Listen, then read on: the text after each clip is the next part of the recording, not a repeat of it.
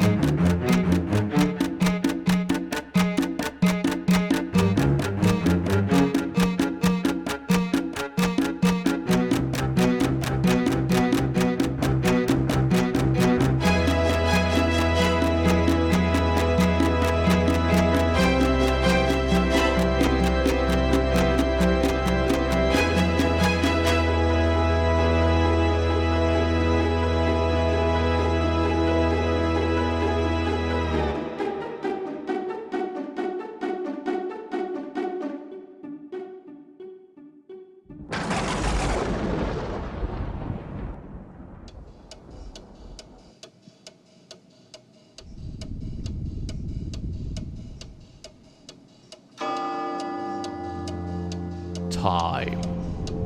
Selfish by nature, and it waits for no one. But tonight, dear listener, we at Penance RPG bring you another tale from the minds of Nikolai Popsky and Artie McNeil. A tale of a village with a hidden secret and a party of heroes racing against the clock. So as we wind up the timer, we bid thee stay a while, for this is one of many variations of our 2019 Halloween story.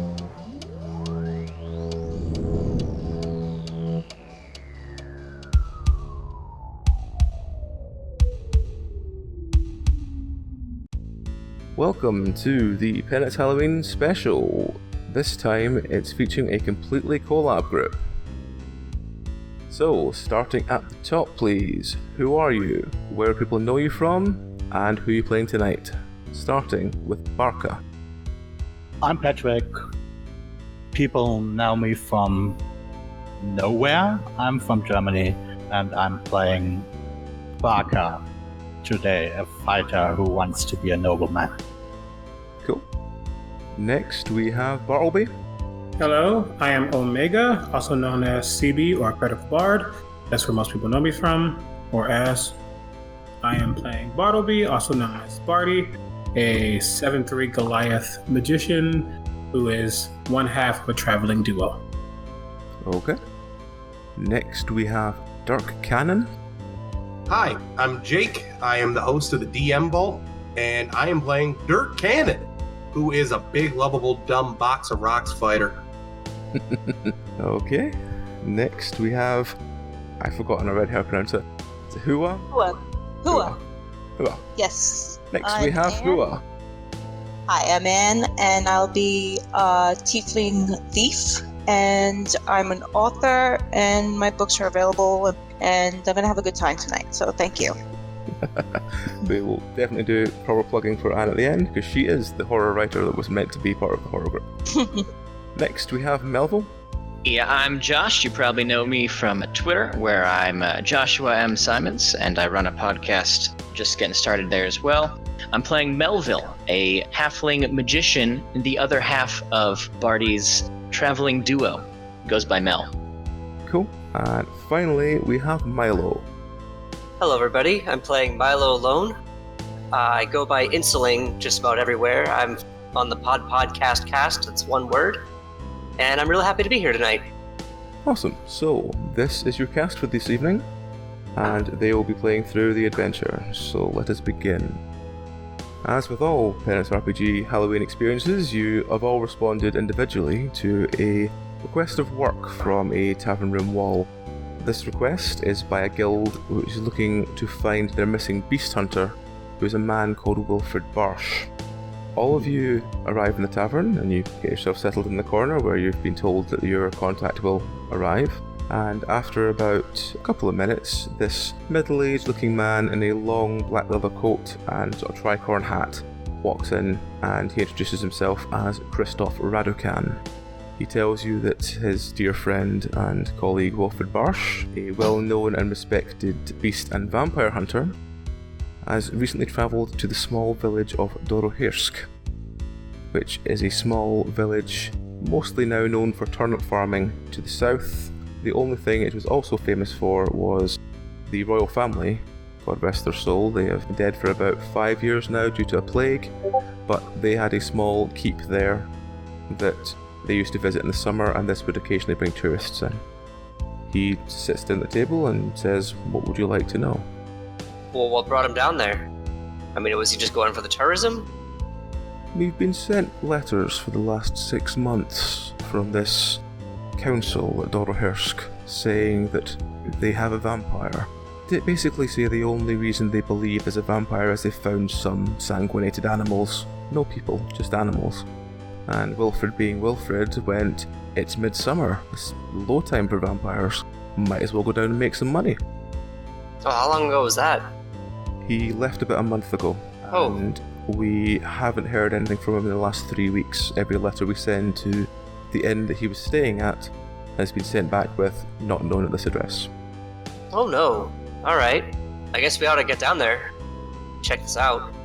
How far is it to get there? It's about half a day's travel. No problem, we'll pay for Too your bad. coach and pay for a couple of days in the inn, and if you all take this job, you will all be paid 100 gold each. You'll get 50 up front and 50 on your return. That's the offer we're willing to put on the table. That's pretty generous of you.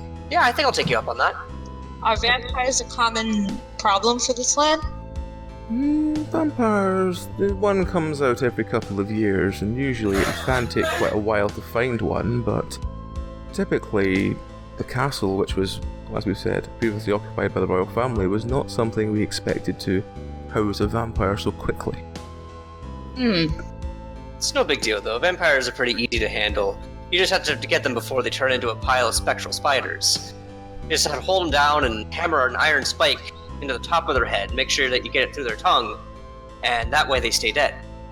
Right, exactly what he said. Yes, totally what he said. This, of course, is about honor and not about money, and we, all of us, I'm sure, would be willing to leave the money aside. Have you heard about this matter from the council of this village that contacted you beforehand? The council of the village seemed to, well, let's be honest here. This village has obviously seen quite a sharp decline in tourism since the death of the royal family, God bless their souls. But the sort of idea that a beast hunter would be, brought in is quite a grandeur experience. I mean, if people know there's a beast hunter working in the area, it can sometimes increase tourism. We are wondering if maybe that's the only reason that they kept so doggedly trying to get anyone to go down there. That sounds very logical. Well, maybe we can bring this town some more business. Okay. Is there anything else you'd like to know? I don't know. Is there anything else that we should know? I mean, I hate to go into a situation like this blind, and vampires can be very difficult to dig out if you don't know what you're looking for. What about the people? Do they speak any kind of a regional dialect or anything like that? Or are there any customs that we should be aware of? Any colors that we shouldn't wear?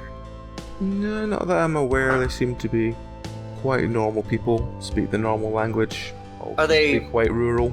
Well, I'm glad that they speak the normal language. Do they shun outsiders that you know of?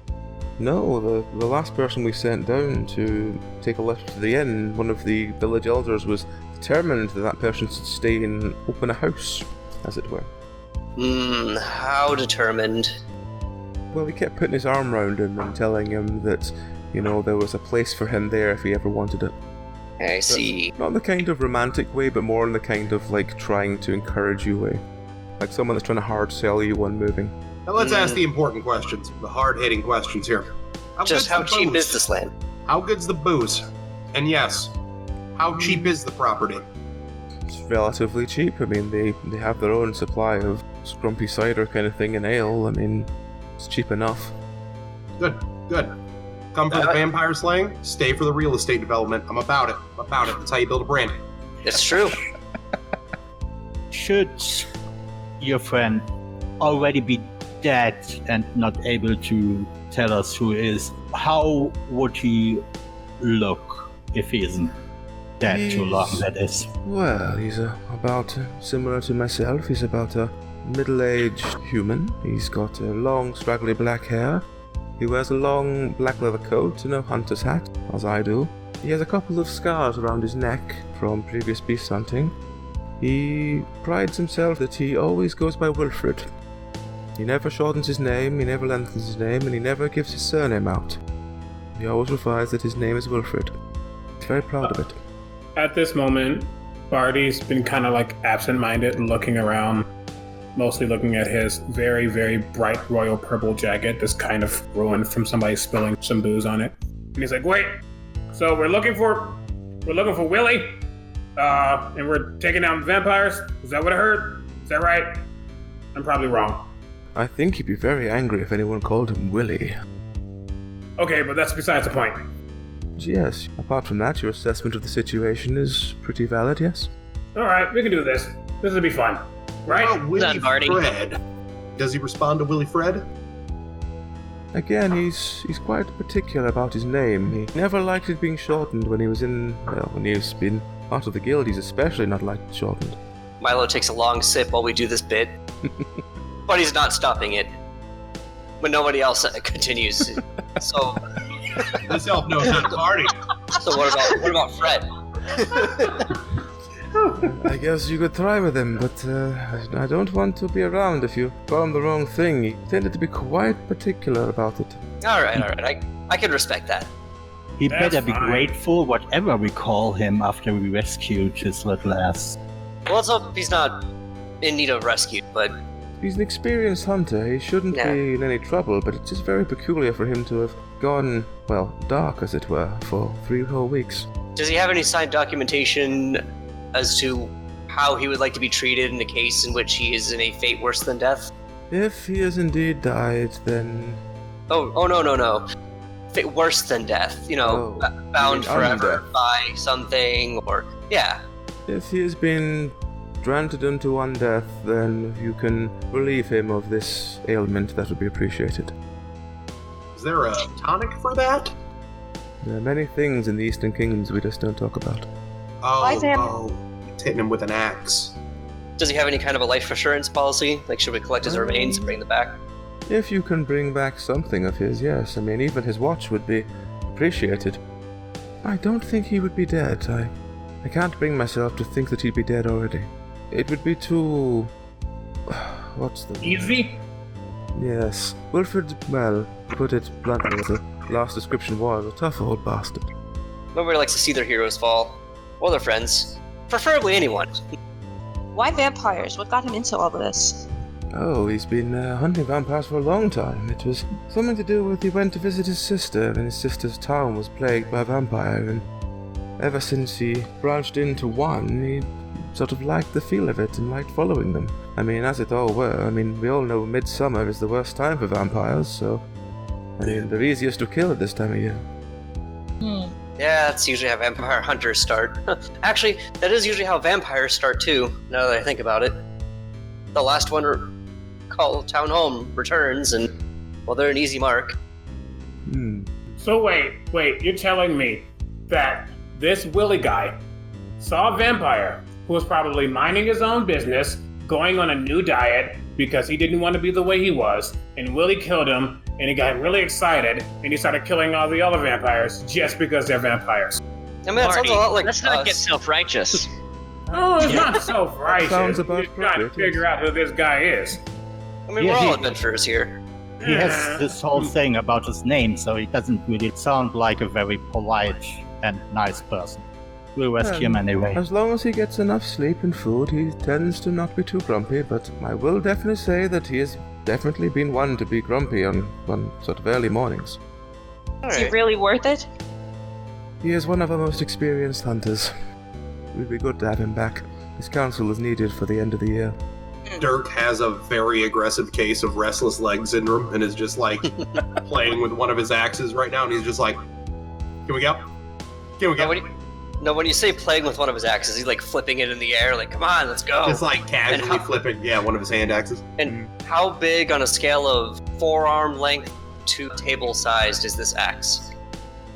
Let's say it's about the size of a hatchet, a reasonable throwing hatchet. I don't have the big axe. The big axe a is juggling leading up axe, to the- right, okay.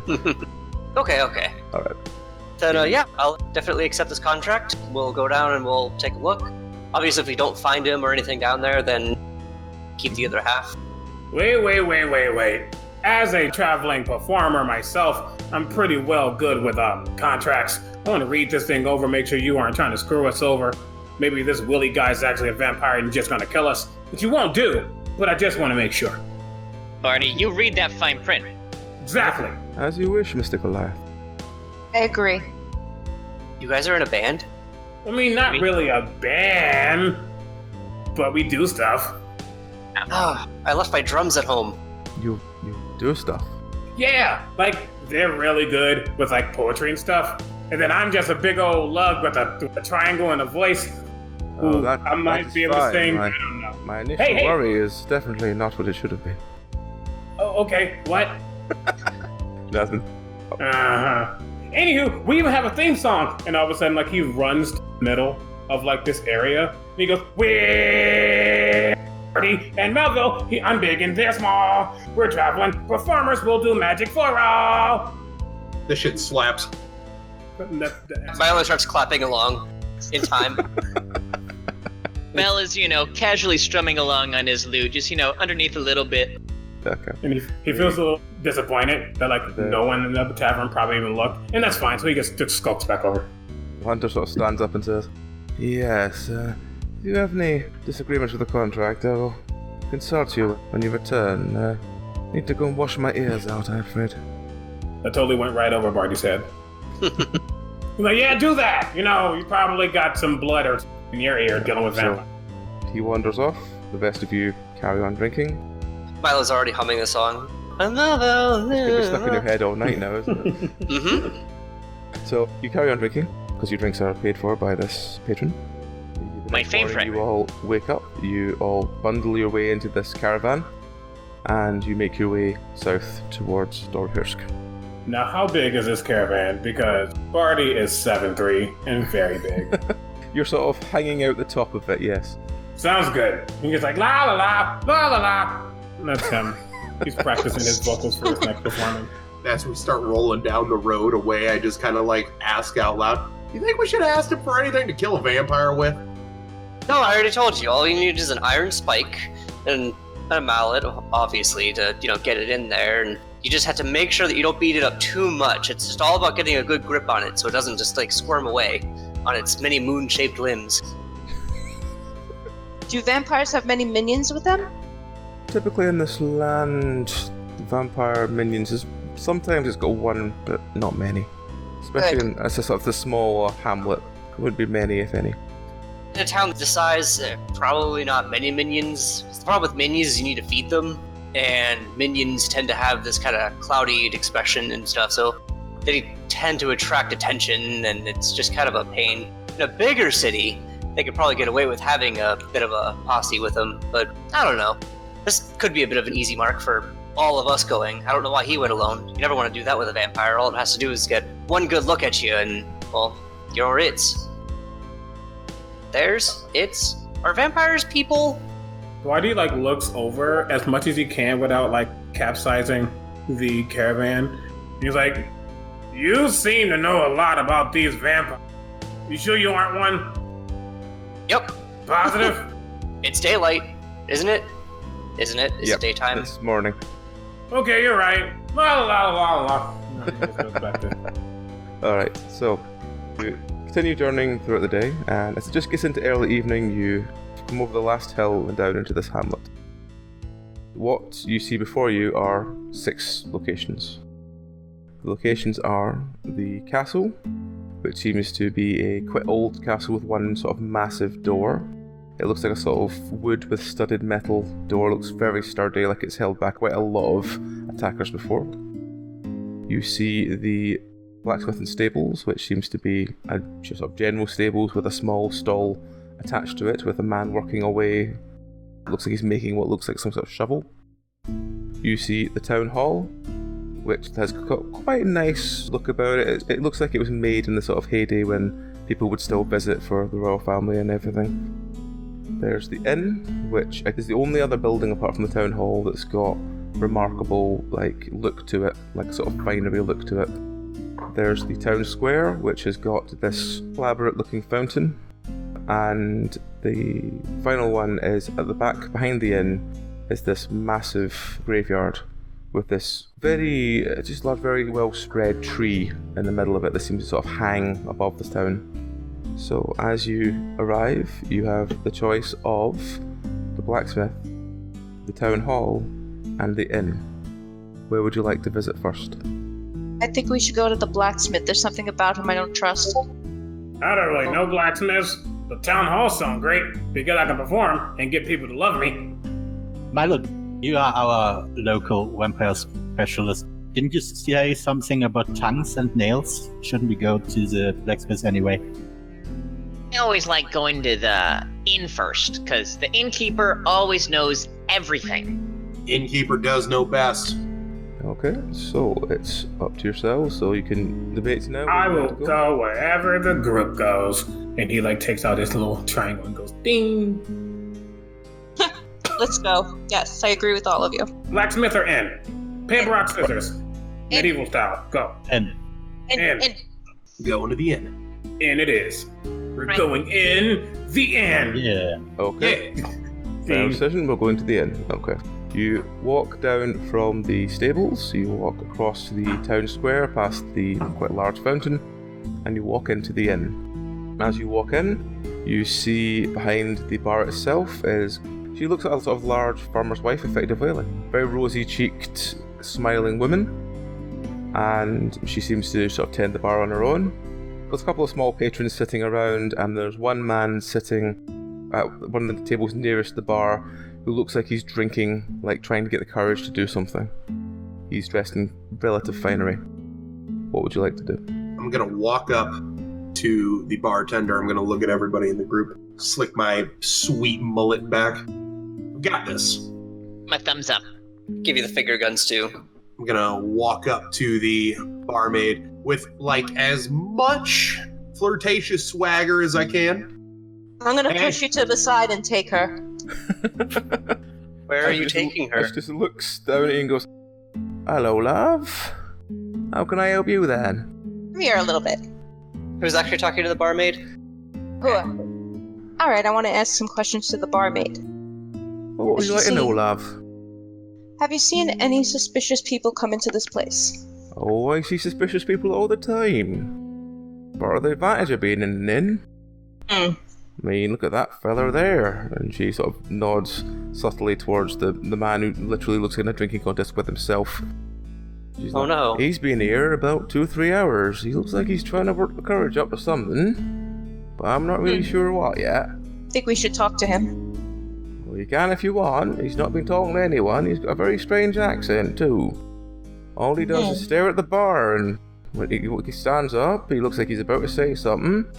And then he seems to lose all his courage and needs another drink. Is he a regular? Oh, no. We ain't from around here. Look at his clothes. He wouldn't fit in here.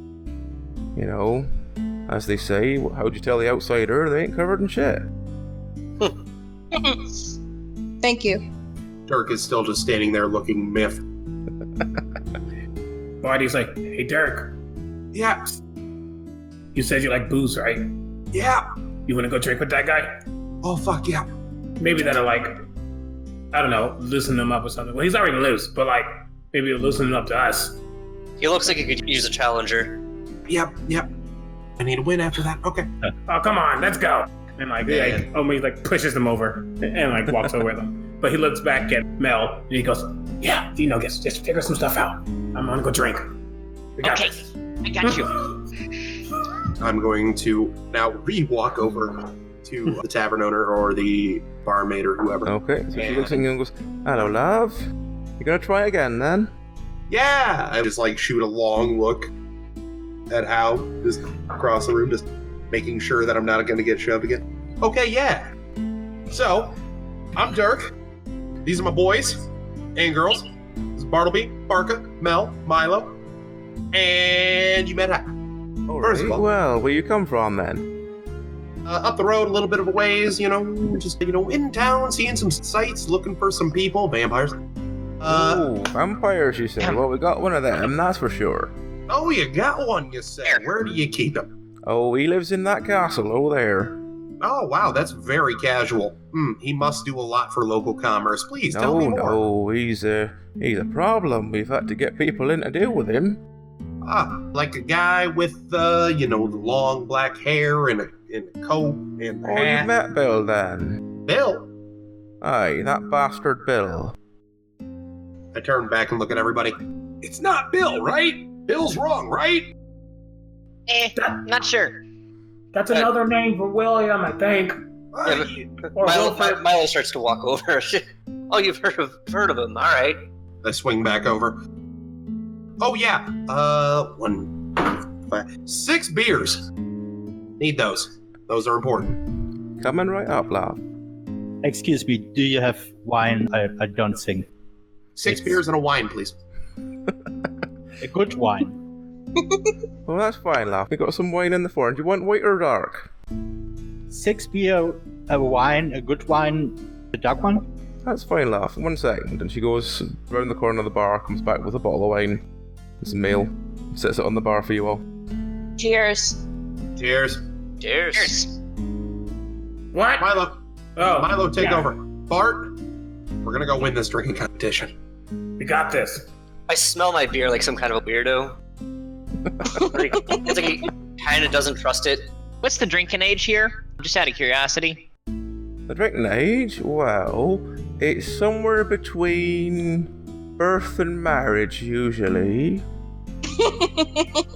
What else do you drink? Sometimes it sort of happens after marriage, but usually there are a couple of drinks in them first. Who is checking out the guy who keeps drinking? Bartleby and Dirk went over to go drink with him. Okay, we'll cover you in a second then. So, does anyone else want to ask the barmaid anything at this moment while they sort of wander over to the man drinking? Yeah, Milo will say. So, you've met, I guess, Bill. Oh, he's a bastard, that Bill. Well, is he still around? He don't live anywhere, I suppose. But you can find him every night up that tree in the graveyard. Why is he in a tree? Oh, he likes to sit in that tree and watch them castle. Got it. Alright, do you know where he is in the daytime, or do we just I don't know anymore. He used to stay here, but I had to kick him out. Gotcha. Yeah, everybody just run out of money. When he first moved here, it was fine, because, he'd come back, he'd go to his room, he'd sulk a few hours, and then he'd go away again. But then one day I came down, and I said, Bill, your rent's due, and he said, I ain't paying no rent. And I said, you bloody are. He said, bloody not. And I said, well, who's going to pay it then? He said, the town council. I said, the council ain't paying your bill. And he's like, my name is not Bill. And I was like, well, what is your name then? And he just got angry and started shouting. We can't have that. Then I told him if he ain't going to pay his bill, he ain't staying here no more. And he told me to ram it up my arse. So I sent Astrid up the stair, and I told her to clear out his room, put everything in a box. And she did. We threw it outside. And I think them birds got it as well. He ain't been back since. I've seen him in town. He ain't happy to see me. Apparently I hold some grudge against me now, but I don't care. He ain't talking to me daughter that way. But the other day, though, he was shouting at the children. What was he shouting? Well, you see, it's a long, complicated story you hear, but the children were singing a song, and Bill didn't like the song. What was the song? They were singing about how he's a bird. Is he a bird? Well, you see, the children were taught a song that, Bill sits in the tree all day, so he must be a bird. And Bill didn't like this song. Got very angry. Started shouting at all the children that he ain't a bird. Then he got even angrier and started shouting that he's not called Bill. He's a very angry man, isn't he? Oh, he's a very angry man indeed. Sounds like the nothing Bill but I shout know. at people since he got here. And then that poor Mr. Goggins getting shot in the face. Oh, that was a terrible business. Oh no. Shot in the face? What happened there? Well, you see, there was one morning that, Bill being Bill was apparently rose a little early, and somebody said something to him, and he told him to fuck off. And Mr. Goggins, he didn't like Bill talking to his wife like that, so he went up and speak to him. And then one thing led to another, and he challenged Bill to a duel, and Bill shot him. Killed him stone dead. Ever since then, Mrs. Goggins, well, she's not being the best of heart. I mean, I'm sorry to hear that. Hopefully we can help his with. soul and all, but Mrs. Goggins, well, I don't think she's quite forgiven Bill, and that's why the children, who she cares for as a schoolmistress, have started singing a song about how he's a bird. That's one way to get revenge. Hopefully we can take care of this bill problem for you. Oh, that'll be nice. I mean, I got told by the town council he wouldn't believe until he shot that vampire. Well, hopefully we can also take care of this vampire problem for you.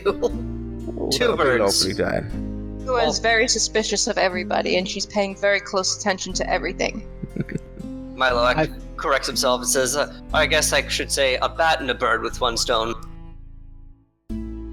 Across the bar. Ha! Finger crossbows. Thunk, thunk, thunk, thunk. This is Bill. Aside from being pissy about his name, does he also have black hair and a beard? Oh, aye, he's got this long, straggly black hair. And he's got a horrible attitude. Got a really pointy chin, too. Twice the wine again. I think I'd take a beer after all.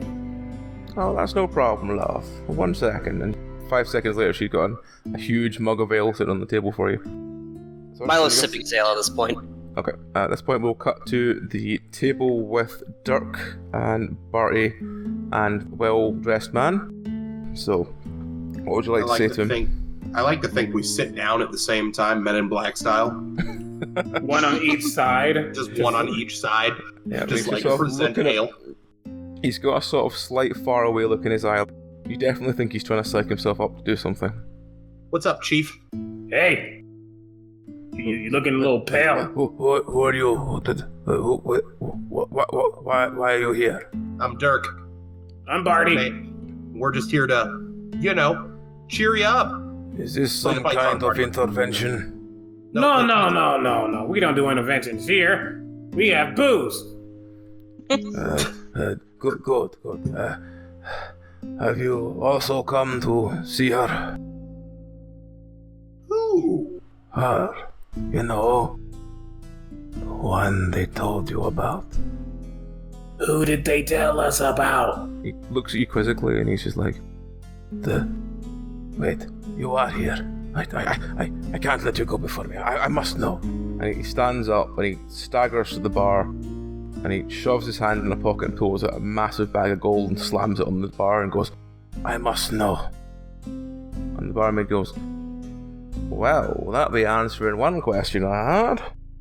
But I assume you're looking for, the big friend. I must know. I must know. Alright. And she lifts up the bag of gold and shakes it a bit and goes, interesting. Puts it in a thing behind the bar and she goes, 1 second then. Promoter!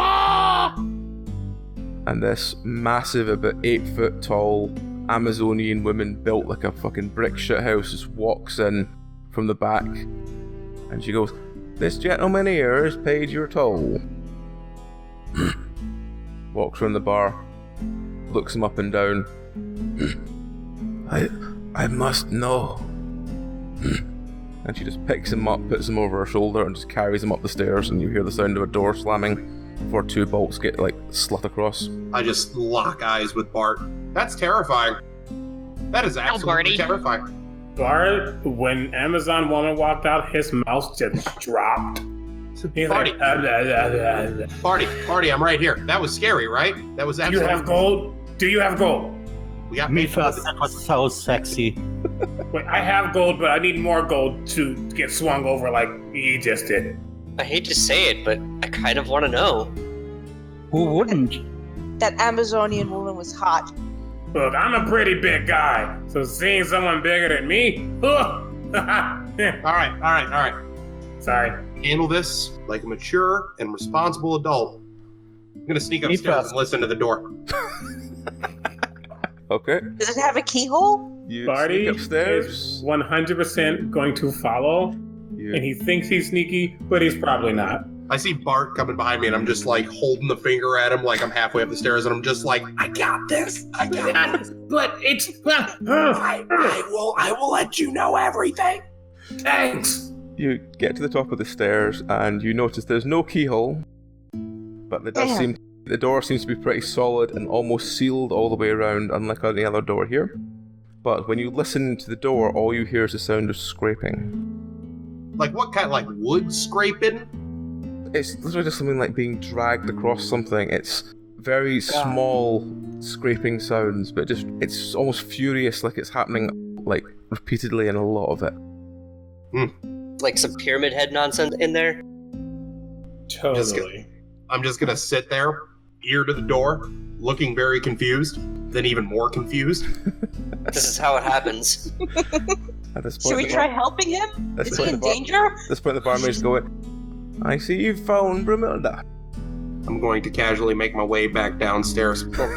So, Milo's just gonna just ask her, so, like, is this like a doubling as like a brothel, or like, what's going on? In my day, I used to be working as a working girl. Mm-hmm. I used to go up and down them stairs as often as required, and I used to make about 40 gold a night. That's an honest living. Brumilda only goes up there maybe once or twice every 2 days, and she earns whatever she feels it's worth its time. The problem is, she's a mute. She don't talk, but you offer her the right amount of gold, she takes you up them stairs, and you come out like those gentlemen over there, and she points to one, and there's a guy sitting on the other side of the bar who looks like his eyes wide as saucers, and he's got this look in his face just like he's seen some shit. And she's like, aye, they come out looking like him. I ain't never seen anything like it. It takes about half an hour, and when they come out, they all look like him. Never want a second turn, they never say anything. When you ask them about it, they don't tell you. They just tell you they've seen something, and then they leave. I mean, when I was a girl, I used to do some things for money, but whatever she does up there, it ain't natural. Unrelated. Can 1 to 3 of you borrow me 50 gold? Hold on. I saw her first. I don't like claim her or nothing, but I mean comparatively, I'm like the next in line, considering I'm like twice your height, so it's mine. My height is completely fine on average for a human. Don't make fun about my height, it isn't polite. Again, who can borrow me money? Is this happening? Are we doing this? I'm doing it. I don't know what he's trying to do. Milo's like slowly reaching for his like coin pouch, like grinning, like, is this happening? I will pay to find out what that lady is doing. And I'm just saying, she won't break me. It will probably go more than 30 minutes. Sorry. You're not sorry. I'm not. At this point, the barmaid sort of looks a sort of weird look on her face. She goes, the queer thing about it is, she never seems to look like her clothes have been moved. I mean, in my day, you know, when I was up and down them stairs, every single one of them men would be grabbing me in certain parts that we won't talk about. But Brumilda, well, she always seems immaculate, if you know what I mean. Very weird. I like weird. I have to admit, my curiosity is not only following the lustful things here, I'm actually just kind of curious what could make somebody just turn catatonic. I agree. Mel looks over at Barty and just says, Barty, you wanna... Hey, I don't wanna like... I mean, she's nice and hot, but I feel like out of all of us, I might get the farthest, and I want to figure this out, because now I'm curious. Okay. One for the team. I hand you my 50 gold. He takes it. He's like, yeah. I won't let you down, Mel. I promise. Thanks, buddy. Okay. And then Mel turns to the woman behind the bar and says, has anyone ever gone in the castle up there? In that castle, no. I mean, when that vampire moved in about 6 months ago, well, we thought he was a normal man. I brought him a nice big tray of food. Said, here you go. And what I got back was, I don't eat human food. And he throws the door in my face. You're talking about that guy? Pointing at the stairs? No. We're talking about the vampire. Gotcha. All right, I'm on board now. Oh, you've talked to the vampire. Well, only once. said to him, welcome to the village, and hello, and I'm Zartarosa. And, here's a nice hamper for you moving in. And he looked one look at it and said, I don't eat human food. And then he slammed the door in my face. You describe their appearance. Oh, he's got kind of grey, wispy hair. That's all I really remember, really. He's wore these very weird sort of robes. Does the vampire ever come into town? No. He's been sitting in that castle for the last 6 months or so. He did venture out a few times when he killed them animals, and that one time he got chased away from that horse. I don't know what he'd been doing to that horse. Have any people been attacked? Well, the thing is, we've not really had any people attacked in this village, but we've been hearing about other ones in other villages nearby. Mr. Uwe, he believes that the reason we've not had any attacked in this village is something to do with don't shit and eating in the same spot. So this vampire stays in the castle. It stands. Why? He's not ever left that castle, no, since he moved in. And his feet weren't bloody. Oh, I didn't actually look at his feet now you mention it. Was he wearing shoes? Oh, he was wearing them long robes that go to the ground. I didn't see his feet. I see. See, some vampires are cursed to forever be in motion. They have to walk for eternity, and so their feet become ragged. Oh, that sounds pretty horrid, that. Take that happened to me. Could you imagine walking for hours and ever? That would... Oh, that's not the kind of thing that would be right. God rest their souls. It just comes with being an adventurer, am I right, guys? Yeah, totally. Yeah. Dirk is slowly working his way towards the door. Yeah, Barty's pretty much doing the same. He's too curious. Like, what's going on? I'm the door outside. I have a plan. Oh, never mind. He's going to the door upstairs. Okay. I don't know anything about walking that far. Whenever we go on a long trip, Barty just lets me hop on his shoulder. You see a light go off, figurative light go off in Dirk's eyes. Milo, Melville, come with me. Come outside. Yeah. Right behind you, buddy. Yeah. We'll be right back, Melville says to the bartender. Alright, love, will you just take your time and get your things on? I jog back over to the table, drink half my beer really quick, and then I jog outside. I finish my beer real quick. Alright, I get outside. I start looking at the windows of this inn. And I do some quick mental math and try to find the window for the room that they're in. Say it's probably that one. You sort of look at the windows. There seems to be one window that's covered in shutters. It looks like they've been nailed on. I produce a hammer from my pack. It's a crowbar. Even better. Okay, here's what we're gonna do. I am gonna be the base. Milo, you're gonna go up on my shoulders. Mel, you're gonna be at the top of this. Oh, okay. We're gonna learn something new today. Okay. I don't know what. Education is the first part of valor. Exactly. All right. I don't want anything bad to happen to Bart. I've only known him 5 minutes. The boy is so precious. Are you suggesting that we spy on my buddy Barty? We're not gonna spy on Bart. We're spying on weird likes to drink guy. Yeah, it's so weird that he just likes to drink. He just likes to drink that much. Don't know anything about that. Nobody knows anything about that except for that man. I've drunk too much to remember anything about that. Exactly. Drinking. It's my least favorite thing. All right, Milo, get on my shoulders. All right, here we go. Scrambles onto your shoulders. Okay. I got a 7 strength, so I'm hoping this holds up. Okay, I got 6 dexterity? What are stats? There we go. What are stats, exactly. So are you trying to balance I'm gonna bounce Mel on top of it? Yep, I'm gonna bounce Mel on top of this funky human ladder we've made. And I'll brace myself up against the building. Okay, Mel, roll me a balance to see how you cope on top of shoulders. Uh-oh. All right, let's just see how that goes. First roll of the night. Anything? I have no points in balance. 5. Woof. Mel goes up and starts tumbling down the back. Let's see how his landing goes. Yeah, you get hurt. Let's just see. Was that a natural 1? Yep. Headwind. What happens to your head? 17. Oh, jeez.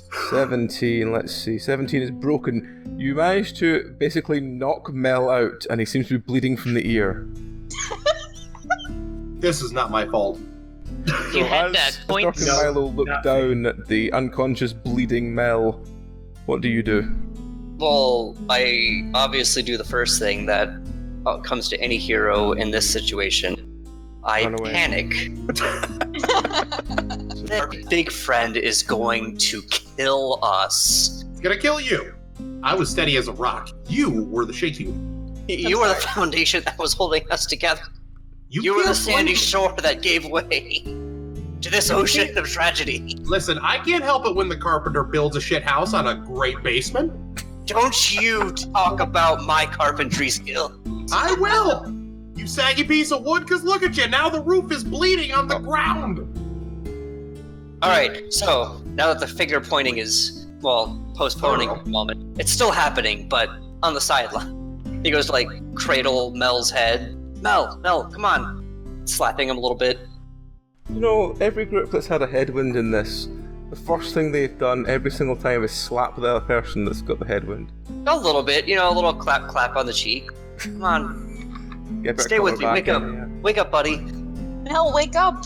Yeah, I'm going to run inside. There was an accident. I wake up. Mel's been kicked by a horse. What? Like It was a more really big horse. Barty Ran away so fast. runs outside. A fun fact, one of his two fears, not 10, 2 fears, was Mel getting hurt.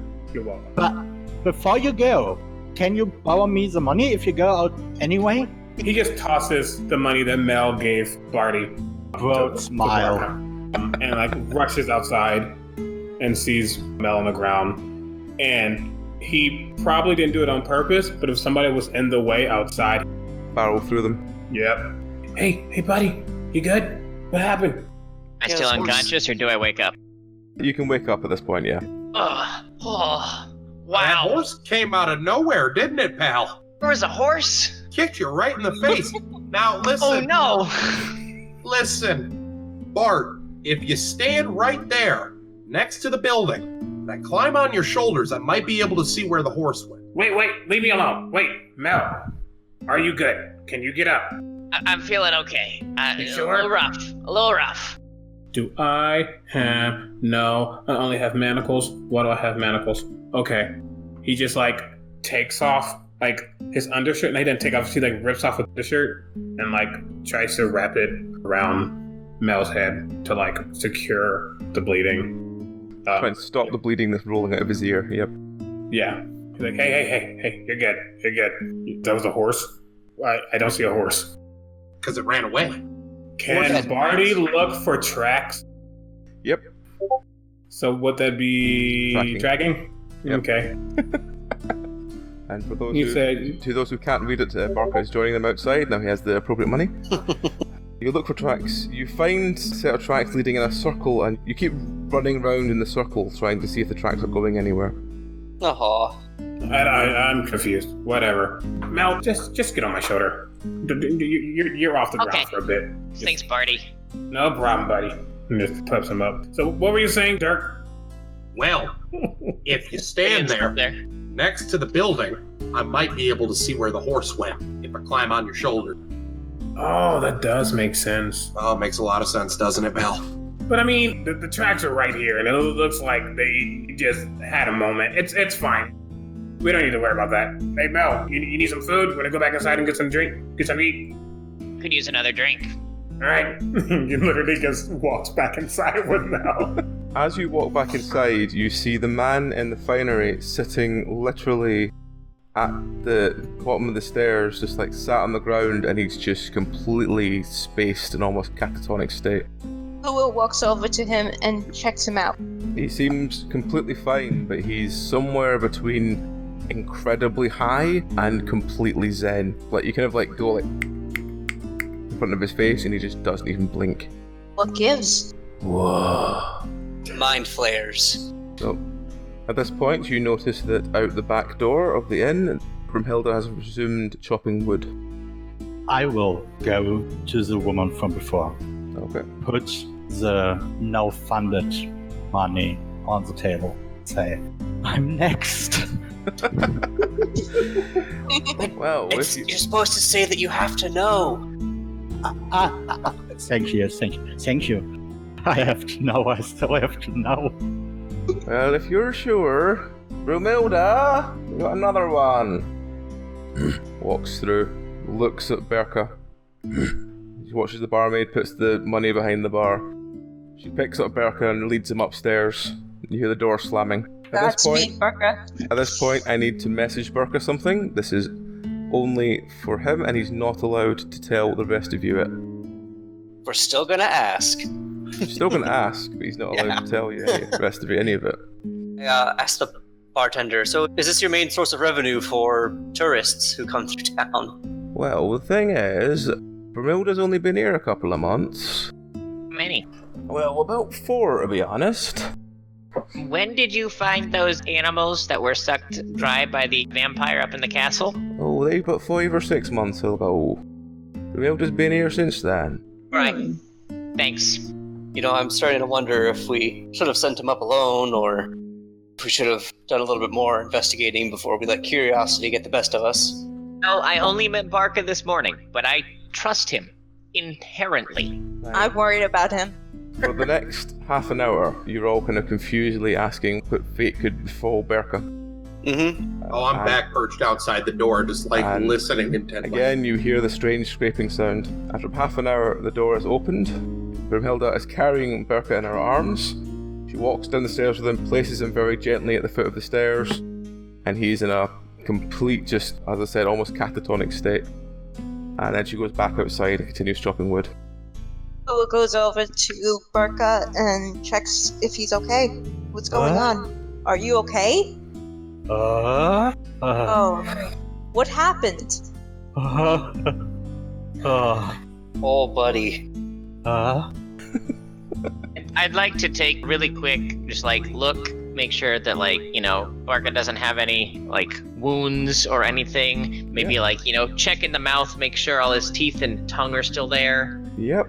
You literally walk over to him, push his chin down, and his mouth just pops open with no resistance at all. You look in his mouth, you check all his teeth, you check all his fingers, you check his neck. No wounds, nothing. Check the back of his head, specifically the base of his skull. Look for any signs of slugs or any kind of a trail that might be leading down his shirt to his lower spine. No wounds, nothing like that. Alright, How about any spots that don't bleed? Alright, no, that's too much for the bar. So, at this point, we will say you're getting into the next time slot. So, it's getting into evening. At this point, the barmaid asks you, "You're just out of interest, are you the ones from the city?" Well, we are from the city. Alright, yeah, I don't know if the we're one the sent ones. by... And she looks at the back of her hand. Rudokan. Yes. Uh-huh. Right, alright, well I have rooms for you. I'll go and prepare them now. Thank you. So, at this point, you know you have rooms in the inn from now on, if you do want them. Alright, when she walks away, Milo's like, I said when we first came here that we should get rooms first, and I completely forgot. Because I have to know.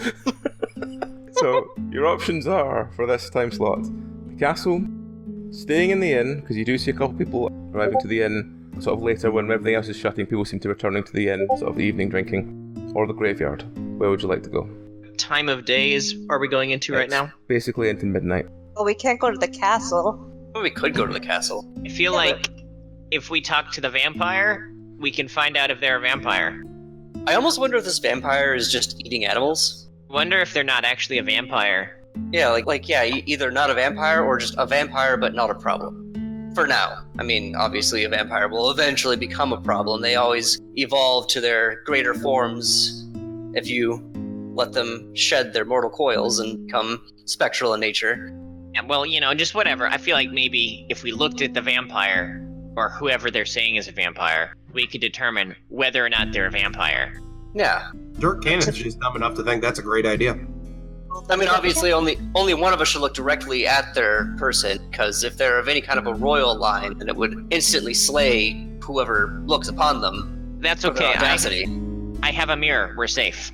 Oh, hey, me too. Here Steal you mirror can see buddies. vampires and mirror. Yeah. It'll work. Go to the castle? Yeah, obviously the mirror is actually better because it reveals their true self. Ah. Barca points at Milo. Your ears are pointy. Hey, you're back with us, buddy. Pointy. That ain't good. Slaps Barca on the shoulder. That's an improvement. Hey, come on, Barker. We're gonna go talk to a vampire. You should definitely join us in this state. Let's go. So I take it it's castle then, yeah? Yeah, let's all play a game called Worst Case. What do you all think is the worst that can happen? As Milo walks out the door. I asked Another the round. barmaid- I asked the barmaid if there is, if A, we can get a round to go. If B, if there's like a small cart, like a small hay cart that we can put Barca in.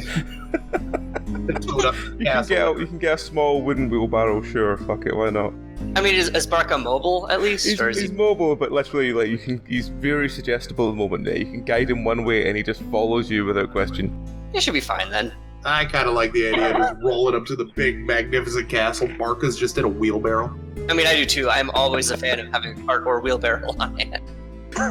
Listen, the comedy wheelbarrow does not get used anymore. Let's do it. Let's bring it back. We're getting a wheelbarrow. We're bringing it back. Comedy wheelbarrow. Back, Okay. baby. So you put Berca in a wheelbarrow and you wheel up towards the castle. We'll put some hay in it so it's comfortable for him. Oh, yeah. We're not monsters. And Milo, too. This is our suffering status ailment cart. Vroom, vroom, vroom. This is The the real wagon. worst case. The wagon had done fucked up. Real worst case scenario here is if, we pooled our money and sent someone else to go hang out with Broomhilda. Like a second person? Yeah, why not? We need We'll do that another after the wheelbarrow. castle. We've only got the one wheelbarrow, guys. We Well, would all have, All right, between the we would have vampire more and if Broomhilda, we cannot take this town's wheelbarrows away from them. we could have another wheelbarrow if we had talked to the blacksmith, but I was Well, strangely first of all- just silent in that conversation. Listen, first of all, it's midnight. I don't want to wake the man up. Second of all, this town's already suffered enough. The people at Dorohurst deserve better. They deserve not to have all their wheelbarrows taken. Let's just load up what we got, go talk to this vampire, see if we can't resolve things. Wheelbarrow Okay. bears all of our honor and confidence. Barty, you are so big. Why are you touching me? Pats Barca on the shoulder. All right, let's go. Okay, so you make your way up towards the castle, which is sort of making your way up the hill towards the blacksmith and then turning round towards the castle. As you approach the castle, you see in front of it there's like hundreds and hundreds and hundreds of like wooden... It starts off being crucifixes being like nailed into the ground before it, and then it just descends into every religious iconography you've ever seen. It's like they've tried to like pin the vampire in with like a semicircle of religious iconography. But you notice that some have just been pushed out the way, as in someone has definitely been walking in and out of this semicircle. As you approach the door, you see just outside the door there are these 2 or 3 massive buckets. They are 70 litre, or for Americans, they are 15.9 gallon buckets. To the bottom of these buckets, they are covered in a thick layer of very dried blood. Huh, Okay. Fascinating. don't like this. That's weird. I mean, I've seen stuff like this, but not like this bad. Now listen, I think it's only fair the bravest amongst us goes and knocks on the door. How? It's all you. Go take I put care my of it. finger on my nose. Oh, I'll go. Forget it. Hoa goes up to the door. Okay. And knocks. Okay, you knock on the door, you hear a yelp from the other side of the door, and you hear someone hyperventilating and screaming, saying, "Leave me alone!" I immediately open the door right away to help out. You try and open the door seems to be locked solid, it won't budge. Hear this Okay. from a little farther back? You hear the "leave me alone" scream from within, from where you are. Oh no. Want me to take a look at that? I say as I pull out crowbar and a whole box of hooks and widgets and gizmos. The things that you would see on a good, honest blacksmith. You Nah. walk up to the door to look for a sort of key slot. There doesn't seem to be one. It seems that the door is very flush shut. And as you look through the gap, you see just tiny, tiny gap and you see that there's just like deadbolt after deadbolt after deadbolt all the way down. Team, huddle. All right, this door is impossible to pick. The blacksmith give us something that could open the door? When you look at the door closely, you see that there's signs that someone has tried to break in numerous times before. There's like huge axe wounds on the door, there's like bolts stuck in the door. It looks like there's had at least several attackers try and break through to just absolutely no avail. Barty looks at the door, but he's looking not necessarily at it. He's kind of looking around. Is there any sort of like aura, like magical aura that could be like holding this door shut? Or is it purely physical? It seems purely physical, but you do hear the sound of someone hyperventilating at the other side of the door. O's gonna walk up and just knock on the door, like politely, just Leave me alone! Hello? Leave me alone! Hi, my name is Mel. We're here from the tourism committee. Got a question for you, and we'd like to talk with you and maybe have you sign some papers. Can we come in, please? Keep away! Keep away! You want to let the Birdman in! The Birdman's going to get me! He's not going to get me! He's not going to get me! No! I don't know who that is. Oh. Ua goes up to the door and says, "Let us in, we can help you." No! You let the Birdman in! You let the Birdman in, and the Birdman will shoot me! No! Shut up! Shut up! Why I'll are go you later! Shut up! No! Not opening door! Not opening door! Why are you afraid of the bad man? He will shoot me! He will shoot me! Friends, I do believe he's talking about the Birdman. You know, the one the kids are singing about. One we were supposed to come here and help. Hey, pal, buddy, there's approximately 6 of us out here, and none of us are birds. So, why don't you just let us in, chat a little bit? No, it's nighttime. It's nighttime. The Birdman is there. I know he's there. He's watching. He's watching all the time. Does nighttime make a difference? It's all right. Hey, all right.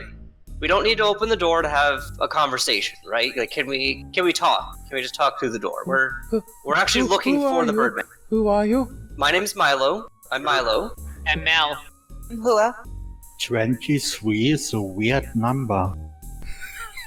That's Barca. What is Barca? Oh, are we saying our names? Okay. Yeah, hi. I'm Barty. Bartleby. Barty. You're people. Yeah, we're all people. You're real. Yep.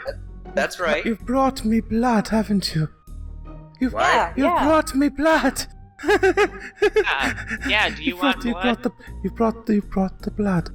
Is the barrel Do you want full? that? Is the bucket of blood? If the barrel is full, does that mean you come out? No. But I need the bucket to be full. Is the bucket full of blood? Why do you need that? I need it full. Why? Barty goes over to the barrel. Is it full? The bucket is completely empty. It's got like a thick, dried layer of blood at the bottom. Yeah, alright, guys. Shit. Alright, folks. Sidebar real quick here. I don't think this guy's the vampire. I think that this is a thrall. They usually get like this, well, when they become a thrall. So what you're saying is, you should go to the door, we should let him get you, you'll be bait, and we'll get the vampire. I mean, maybe. Yeah, it's a pretty solid plan. I agree. Okay. Okay, but... Sorry. I have another idea too. Yeah, okay, let's hear that idea. Let's hear that idea. I'm open to other ideas. Yeah, Barca, what do you got for a plan? Plan, Barca, thanks. It's something about 23. If you look at orange from the right direction, sometimes it looks like green. Great plan, Barca. All right, what are we gonna do? I'm a big fan of that plan. I think it has promise. It says, like, edging away a little bit, like, not me. Alright. I'm gonna knock on the door one more time. Hey, friend, are you enthralled with something, maybe? No. I just need the blood. A good show or something? A book maybe? Just like, is it really enthralling? No? Oh, wait. What do you mean? I don't know, what do I mean? It's... What? No. Hey, I just need you to get me blood. I just need the blood. I need the dreams to stop. Dreams? There we go. Okay. Hey, we might be able to help you with dreams, but I think that the blood is only a temporary solution. No, you don't understand. We all need the blood. Okay. Oh? Okay. Sweet. How many more of there are you in there? It's just me. What? No, I'm talking to them. Don't talk to me while I'm talking to them. Okay. 1, possibly 2. Got it. Definitely gets Meals on Wheels. Yep, totally. Yep. As Okay. someone in the arcane persuasion, this sounds like he's under some sort of spell. So you know the only way to cure that is for a counter spell. And he goes, wait! And Melville, I'm begging this. We're traveling. Performers will do magic for all. The fact you're cutting out actually makes the song so much creepier. It's just brilliant. I hand him a piece of gold. Did it work? I just do ask for blood. I like your song. It stopped the voice for a while. What? Did it really? Yeah. Oh. Do you guys have a second verse? I could play a lute solo. Mel just starts strumming on the lute, just like basically think like dueling banjos, just like forever until Image of you playing this really elaborate song on the lute, and then Barty following by just smashing the shit out of his triangle. Yeah. Do the triangle. He's like ding ding ding, and he's like la. La. I take a couple of spoons out from my cutlery set, and I play the spoons. So tick tap tick tick tick. So, pal behind the door, would you mind letting us in now? I can't let you in. Stop talking at me. I can't let you in. For fuck's sake. Alright, let's go, like it if I go. let people in. I just grab the buckets and pull out my axe and start walking back to town. Okay. Seems legit. Somebody grab Barca, please. I'll grab Barca. Hey, friend on the other side of the door. We're gonna go and we'll be back. Please, It's like please, hang tight, you okay? have to give me the blood by tomorrow night. It's very important. Tomorrow night? It's very What important. happens if we don't? The frog. Okay, so we're dealing with the number 23, a frog, an empty bucket of blood, and we have to get blood to feed this person. Okay, so where should we go next? Well, we know that Birdman is probably going to be at the tree sometime tonight. Choice as the night rolls on as you all return to the inn and get a couple of hours sleep. But your choice for first thing in the morning is the castle, the blacksmith, the town hall, the inn, and the town square. I want to go to the town square. I agree with that. Yeah, okay. Okay. Town square, final answer? Yes. As you all are very aware, the morning after, Barca is a lot more himself now. Oh, hey, good. Marco, what happened to you? That was something. But what was it? Please tell us what it was. He looks for like a second, like he would think, and he looks a little bit embarrassed, but then he puts on a very earnest face and says, I don't think you could understand without experience it, but let it be said, it included toes and a melon. Fantastic. Alright. So you all come out of the inn after having a relatively decent night's sleep, and the town square is kind of bustling with people. There's a couple of stalls, one of which you notice is a sort of large vegetable stall, which seems to be maintained by a rather mud-covered individual. You notice a sort of youngish girl who looks about late teens, early 20s, running between stalls, picking up produce basically and like trying to decide what she could do with them. Maybe buying one or two things. And as you see this, you also hear sounds of, "Everybody listen to me, listen to me. Right, as you know, we are always looking out for your protection. You know, that's the thing the town council does best. and we've had a doozy. So we're going to give it to all of you to let you enjoy your new lives free of the risk of vampirism.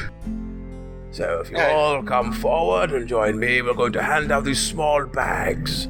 We'd like you all to keep them on your person at all times. They will protect you from the vampire.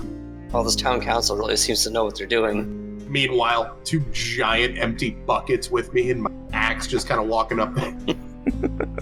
How you doing, Chief? Oh, hello there. Are you new in the village? Yeah, I am. Dirk Cannon. How you doing? So, Fantastic. Have you come to live here in our wonderful community? Maybe. Property looks cheap. I like it. Good. Ale, We'll be glad solid. to have you. You're going to bring your family. Working on that part. Very single. Good. It's good for a young man to be working on family life. I remember in the old days, I used to work lots of the family life. I bet that was delightful. Here, I got some questions for you. See, I got these buckets here. Oh, buckets! You collect buckets. That's a fantastic occupation. I need to You make them yourself. Is that your job? Are you a bucket maker? Could you find a home in this city? I need about 140 liters of blood, and I don't care how I get it. Milo's like, this is an interesting conundrum. But first of all, why do you need such a large quantity of blood? They make the buckets hold stronger?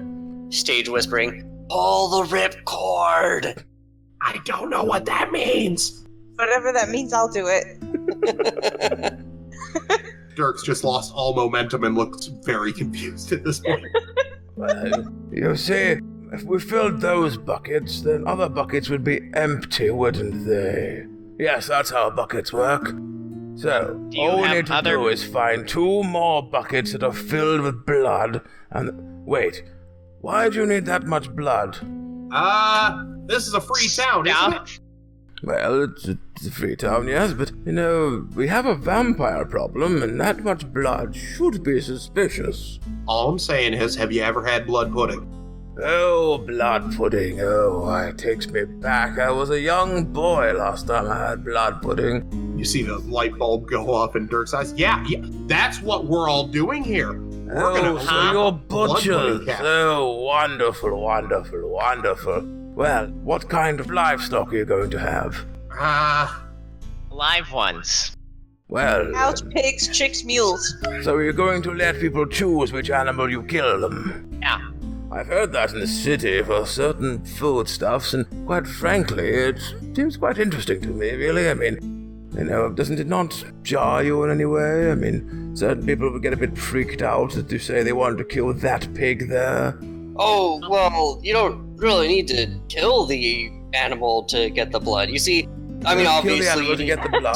to get the casing, but you'd be surprised how much you could bleed a horse without actually causing it any harm at all. In fact, some cultures go in as far as to make that a norm. They ride their horses and get off their horses. They bleed the horse a little bit into a sack of milk, and they use that to make a kind of a blood cheese. Oh, we've had a problem with people bleeding our horses. Maybe that's Mel what they've got been trying attacked by to do. one. Wait. Somebody else is bleeding your horses? Yes, well, we had one horse bleed dry, and we had another one with a wound in its neck, quite large. Maybe that's what they're doing. I will speak to the town council and find out if that's what they're doing, and if so, I'll have to tell them that you will not been fortunate to be able to open your little shop. Because if we don't have much luck with horses, I mean, we can't have the reputation of letting all our horses die. I mean... Well, that's sloppy. Yes, I mean, we've already lost 2, and if you've told us that this is what you do, then, well, people might suspect something. Well, it's what we were going to do, but if somebody's beating us to the business, then... Well, so, what would you do next if we couldn't get you any horses? Well, some horses deserve to die. I mean, one attacked Mel and made his ear bleed.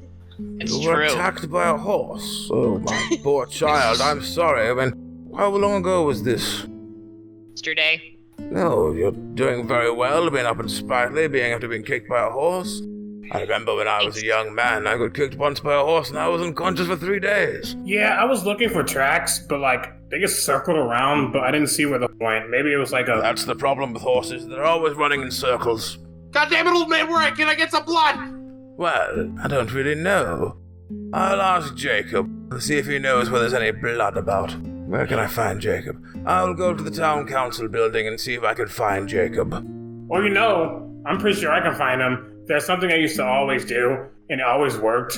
And he just goes around the corner, so he's not screaming in people's faces. He just goes, John Jacob Hammersmith! Hey, I'm looking for you! That's all he does. I have sleeping powder in my inventory. Should I blow it in someone's face and then just drag them and bleed them? Whoa! Whispering to whoever is nearest to him. While I was fuzzy, did we switch sides and work for the vampire now? No, we're just trying to bribe the vampire to open the door by giving them blood. Ah, You know, why? there is a trick that we could use in this situation. What do you think? It's an ancient trick employed throughout the ages. Some might say before the invention of the word. Okay. This untruth, if you will. Ah, yes. Yes. What if we just fill it with water and then dye it red?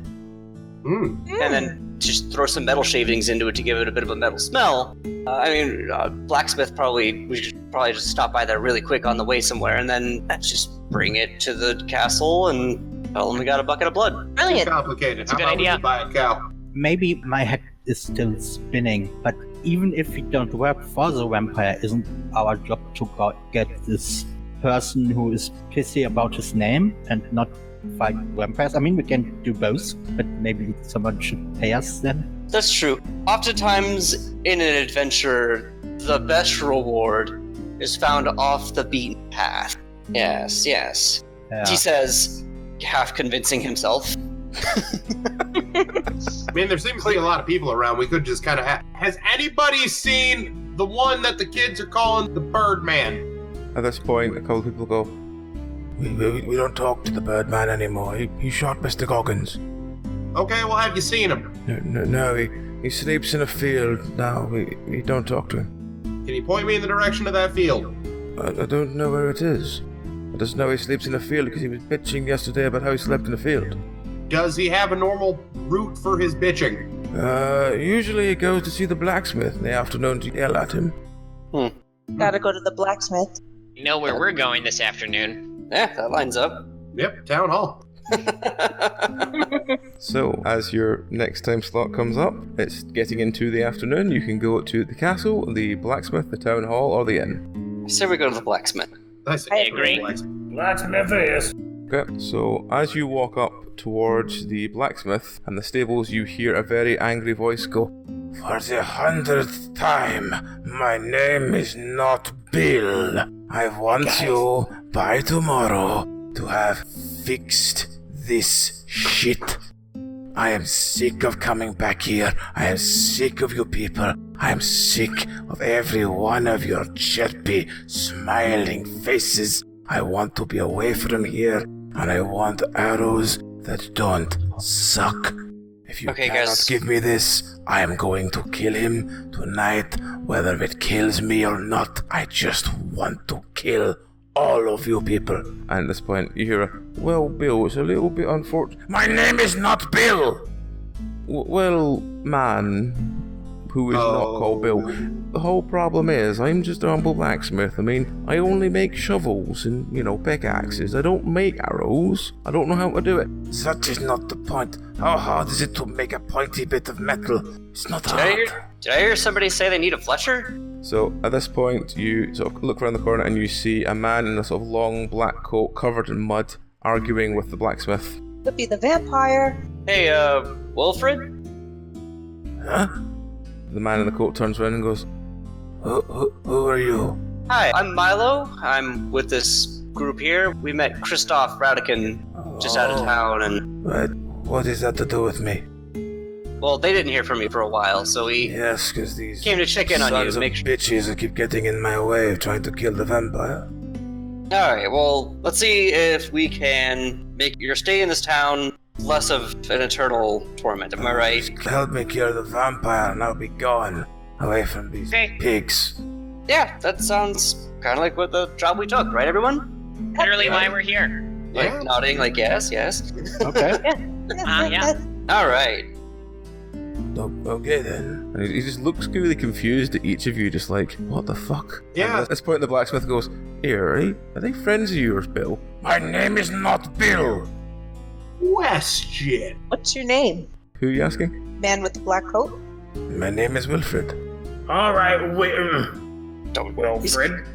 Yeah, I was about to be like, don't you? And then you said Wilfred, like, nodding. Wilfred. So, you seem to need some help to destroy a vamp thingy. What do you need? I need you to stop these pig-ignorant villagers from distracting me. From walking Okay. up behind me and shouting, "Hey, Bill!" every time I try to take a shot. Well, here's the thing. I'm a 7'3" Goliath guy who probably looks weird, and I can do magic. I can distract them while you do your thing. He just looks so, like, completely bewildered at you, just like, Where did you come from? Oh, you don't know who I am? Well, my name's Bartleby Melvin. And oh, wait, no singing? Okay, I'll wait.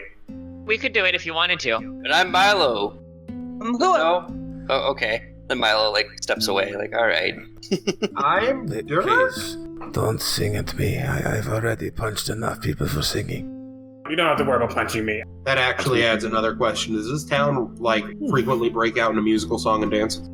You Yes. have no idea. Really considering buying some real estate here, and that might actually add to it a little bit. Yeah. You want to be woken up every morning by the song about the sun? Have you ever heard of the tales of Walt of Disney?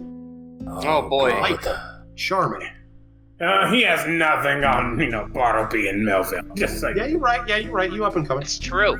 Anywho, we'll do what we need to do. Well, We'll help you.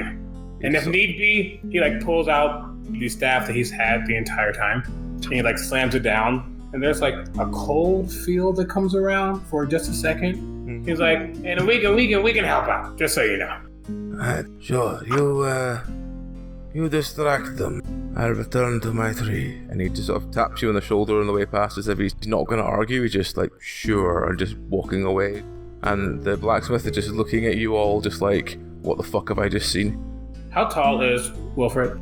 He's about 6'3". Okay, so he's not super short compared to him. No. Short enough. Alright. So he leaves, basically. Yeah, so Wilfred's left. The blacksmith's just like, here, how did you do that? That's the most calm I've ever seen him. Just gotta call him by his name and let him no know one's that. told me his name. All I was told when he arrived here is his name's Bill. Oh boy. That actually explains a whole lot of what's going on. Why'd he shoot Goggins? Oh, Mr. Goggins. Well, there was this Joe, you see, and Mr. Goggins said he was defending his wife's honor, and then, one thing led to another, and Bill shot him in the face with a crossbow. Not great. Mr. Goggins wasn't really gonna get far with that iron poker, but, we gotta give it a chance. Well, hopefully we'll help get Wilfred out of your hair. It'll be nice. I'd be glad if he's gone. I mean, all he does every day is come shout at me. I'm not a man that makes weapons. I make tools. Well, what has he ordered? Oh, What does he need? He wanted these arrows, well, bolts as he calls them, but they're arrows to me. I mean, look, they're pointy with a bit at the end. And then Alright. he says that he wants them, with silver tips, so they do more something or other, and I say I can't get silver, and he yells at me that I'm not a proper blacksmith, and I tell him I can't work with silver, I'm not used to it, and he tells me I'm not a proper blacksmith. And then I go through all the effort of importing all this silver and trying my best, and every time I tell him anything, he just tells me it's wrong. There's no winning with him. Do you want a hand? I've done some work in this field. I don't know if you mind a stranger touching your tools, but, Do a smithing roll. Okay.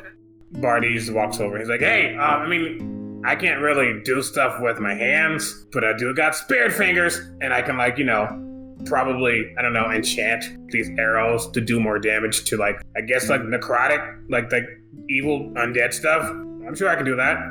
Well, Maybe. if you think it'll help Bill, then I'm sure he'd like any improvement. And as Milo makes about 10 very, very pointed arrows that are far more balanced than anything Blacksmith made, he goes, oh, well, that might keep him happy. You want to take him to him, or do you want me to do it?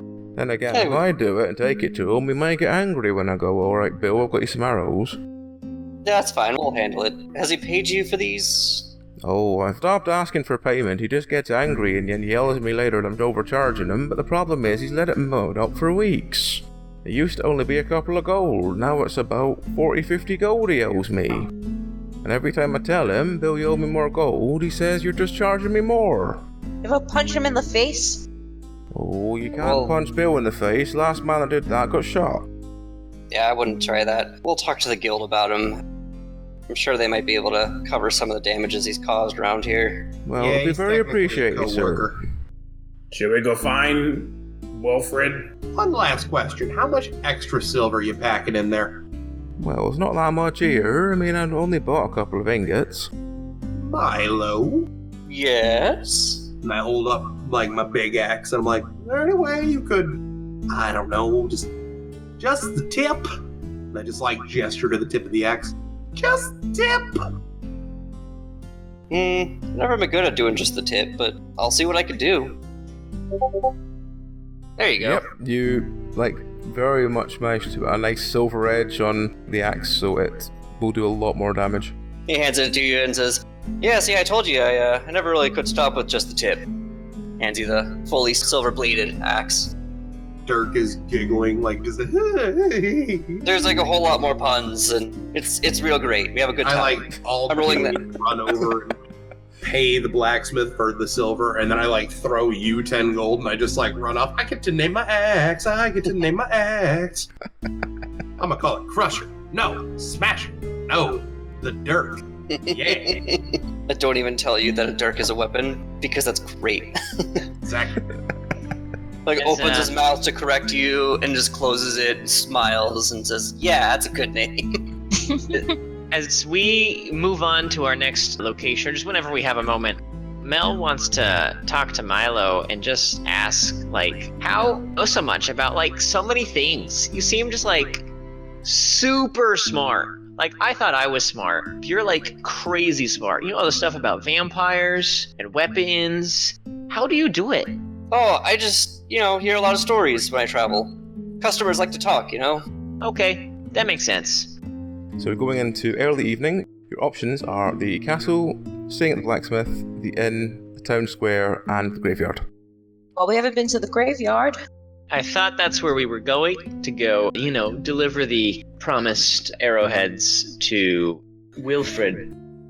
Yeah, so I've been thinking, maybe this vampire is not a bad vampire.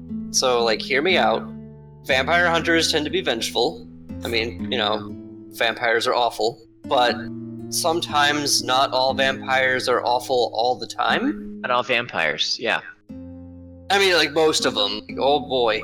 Don't give them the benefit of the doubt. But maybe this time, maybe we should give this one the benefit of the doubt for a minute. Well, Wilfred definitely seems a little weirder than any vampires. Yeah, I just don't know if storming the castle and killing the vampire is the best option. I don't know if it's the only option, because it might be, because again, most vampires are terrible, but this one just seems panicked and maybe starved. Possibly. Did like the thrall, though. Yeah, I mean, that might have also been the vampire, right? From where I sit, I think we should do whatever is the fastest way to get Billboy back so we get paid, because I need money. I have a new hobby and it isn't cheap.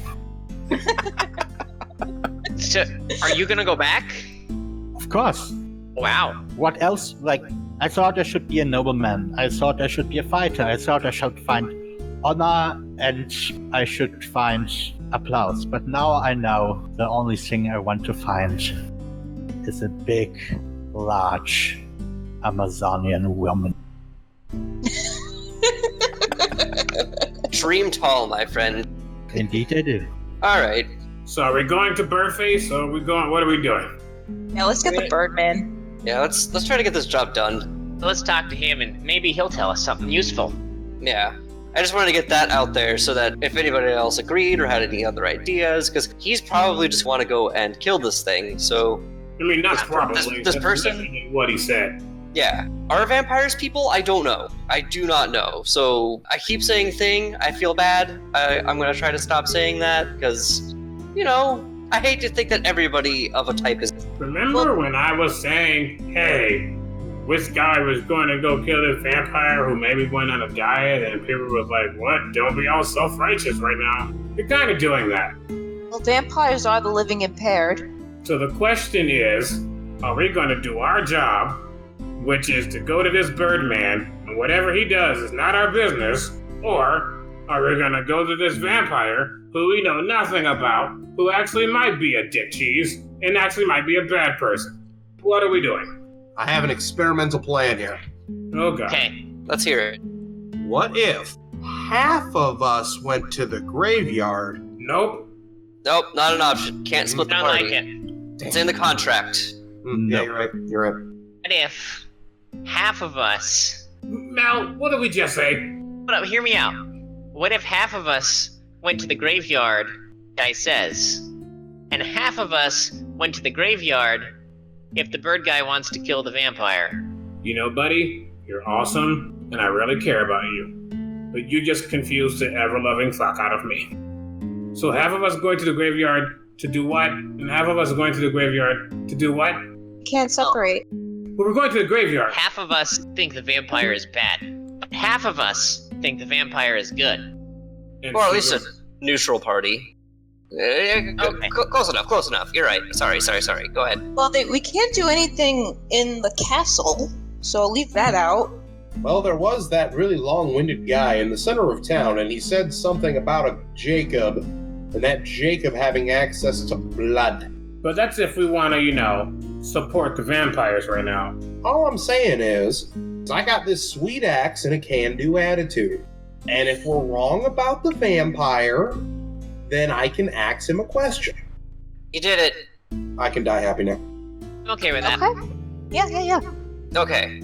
I just want to make sure that we were all on board with, murder. I mean, like, we're all adventurers. We're all kind of okay with... Well, yeah, With it, first but- it'll be a conversation, and then it might turn into murder. We'll see. Yeah, all right. I mean, Well, hypothetically, every interaction in your life could be phrased that way. You're right. You're right. This is a new adventuring group, and it's just polite to make sure everybody's on board, You don't want to go drawing swords in the middle of a bar if you find out somebody's parents own that bar. Let me tell you, not every interaction. I think we need a code word so that when someone says the code word, that means, okay, we're fighting now. Because otherwise, we could all be on different pages. And Barty is always like, ready for a good fight. I don't know, maybe. But then, maybe I'm not ready for a fight. And what if, we're not ready and then we, fight each other? So we just all should have a code word. How about we've got a winner? You got a winner? Got a winner. I think a safe word is always a good idea.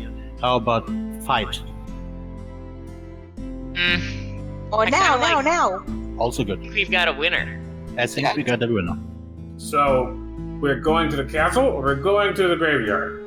Let's say we go to the graveyard. We need to find this guy, and Yes. What I personally think, in my most humblest opinion, that we should go to the graveyard, turk the Birdface, see what he wants. We go with Birdface to the castle, perhaps try to convince the vampires or something that, we're not all bad. Perhaps maybe literally have to restrain Birdface until we can figure out what's going on with vampires. If we think the vampires are actually bad, we'll release Birdface, let him fight, we'll fight, we get our money.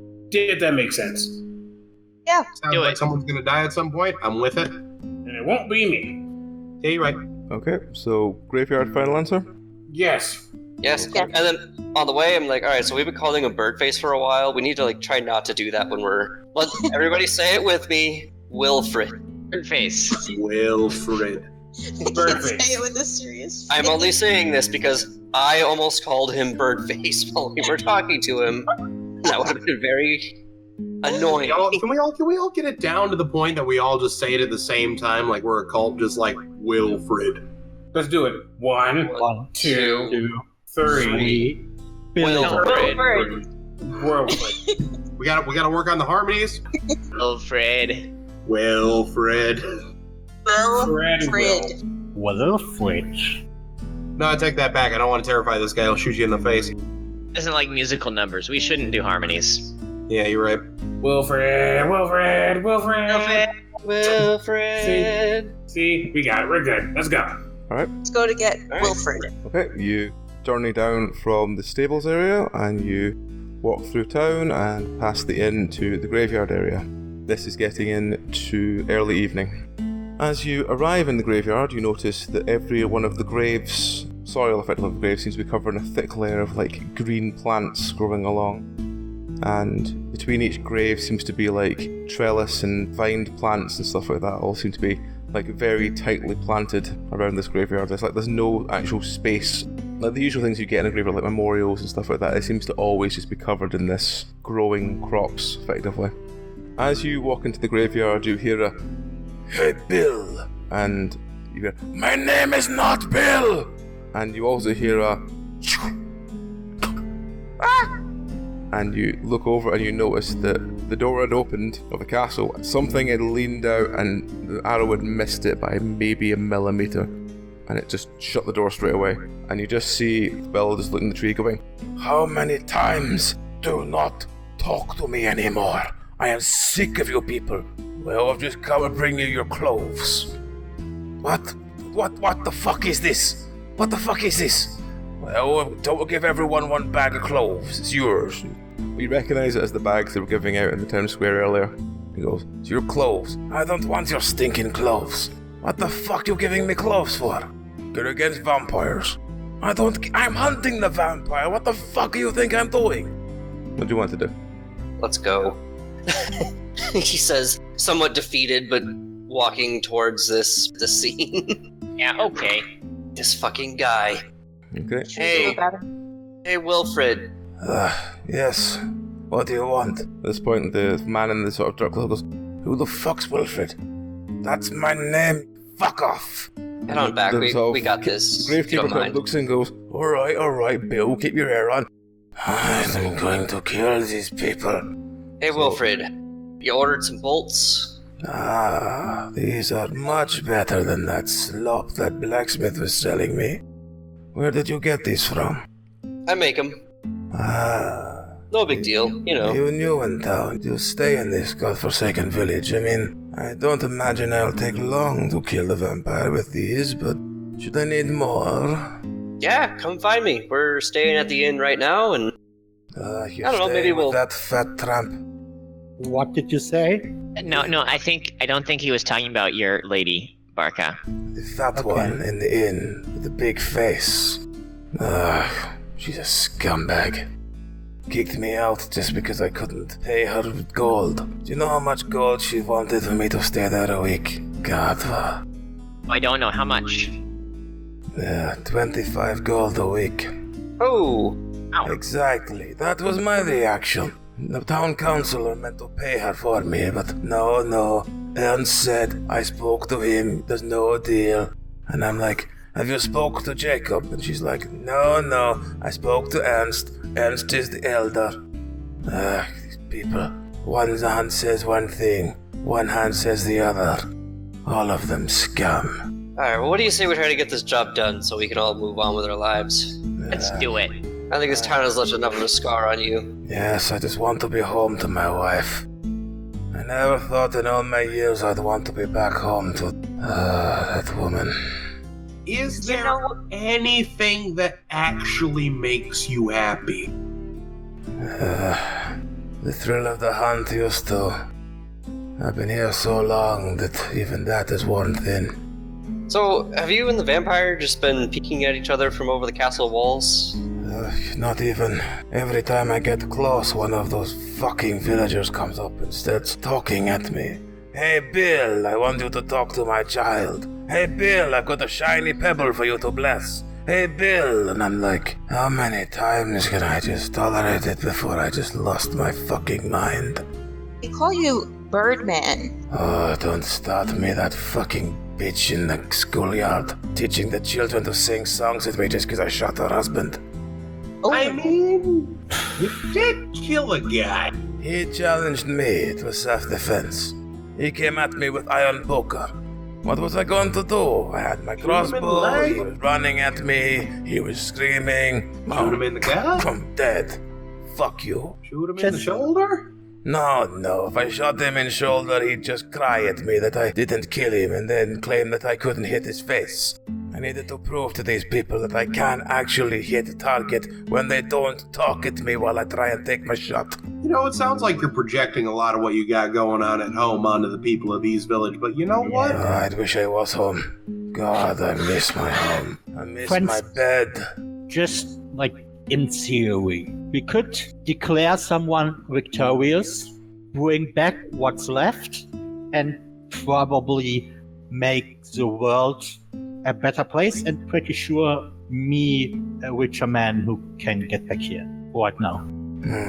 Like, do you need to get this killing blow, or do you want us to tag in on this one and take over? I can't let this go. It is my reputation on the line. I need to kill him. And I want to kill him. It's once you've been here so long, you have to accept that it's either him or me. I have to kill him or go completely mad myself. All right. I may be like a traveling performer, but this is dramatic even for my taste. What do you want us to do so we can take this vampire out? I want you to stop these scumbag villagers from talking at me. I want you to stop them talking at me, singing at me, cheerfully smiling at me in the street. I want you just to keep them off my back for even one night, and I will kill that vampire. I need you to understand something, and I'm not coming for your worth ethic. I'm not saying you're a bad shot. But if villagers cheering and singing is the only reason you haven't killed a vampire, that doesn't look good on you. I know. I'm very aware.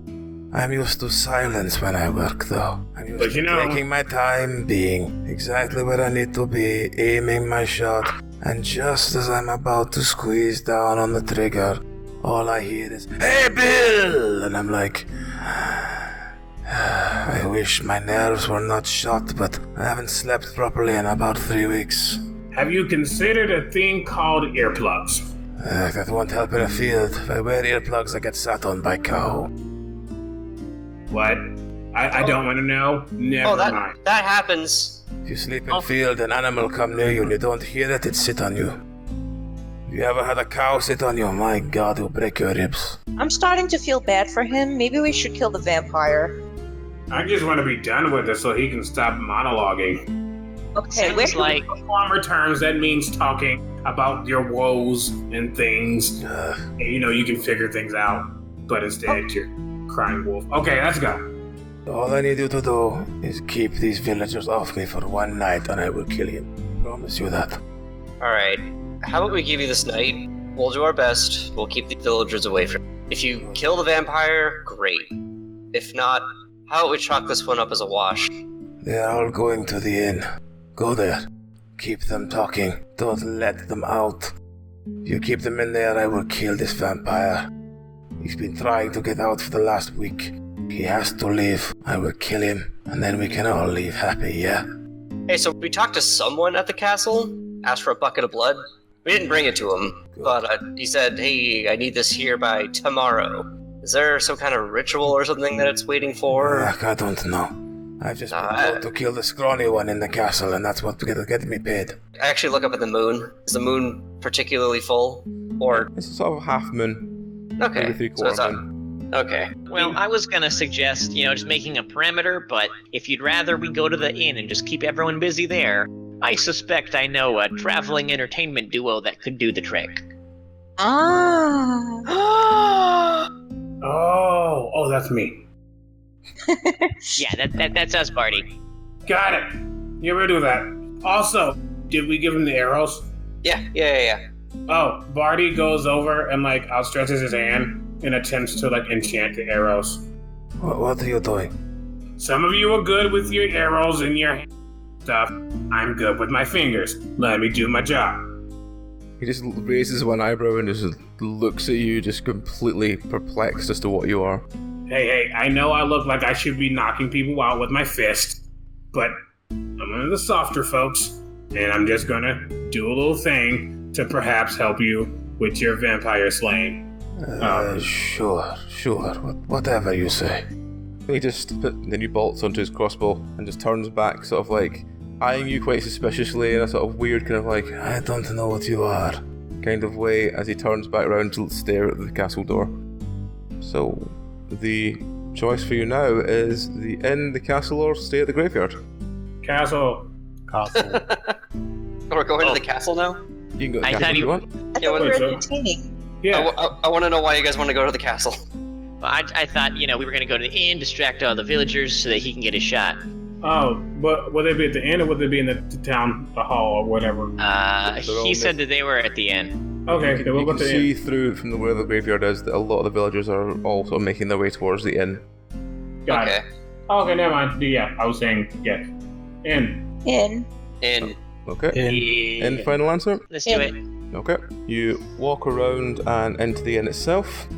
As you walk into the inn, you see the sort of older councilman you met in the town square before go, And everyone settle down. You have your time to talk soon.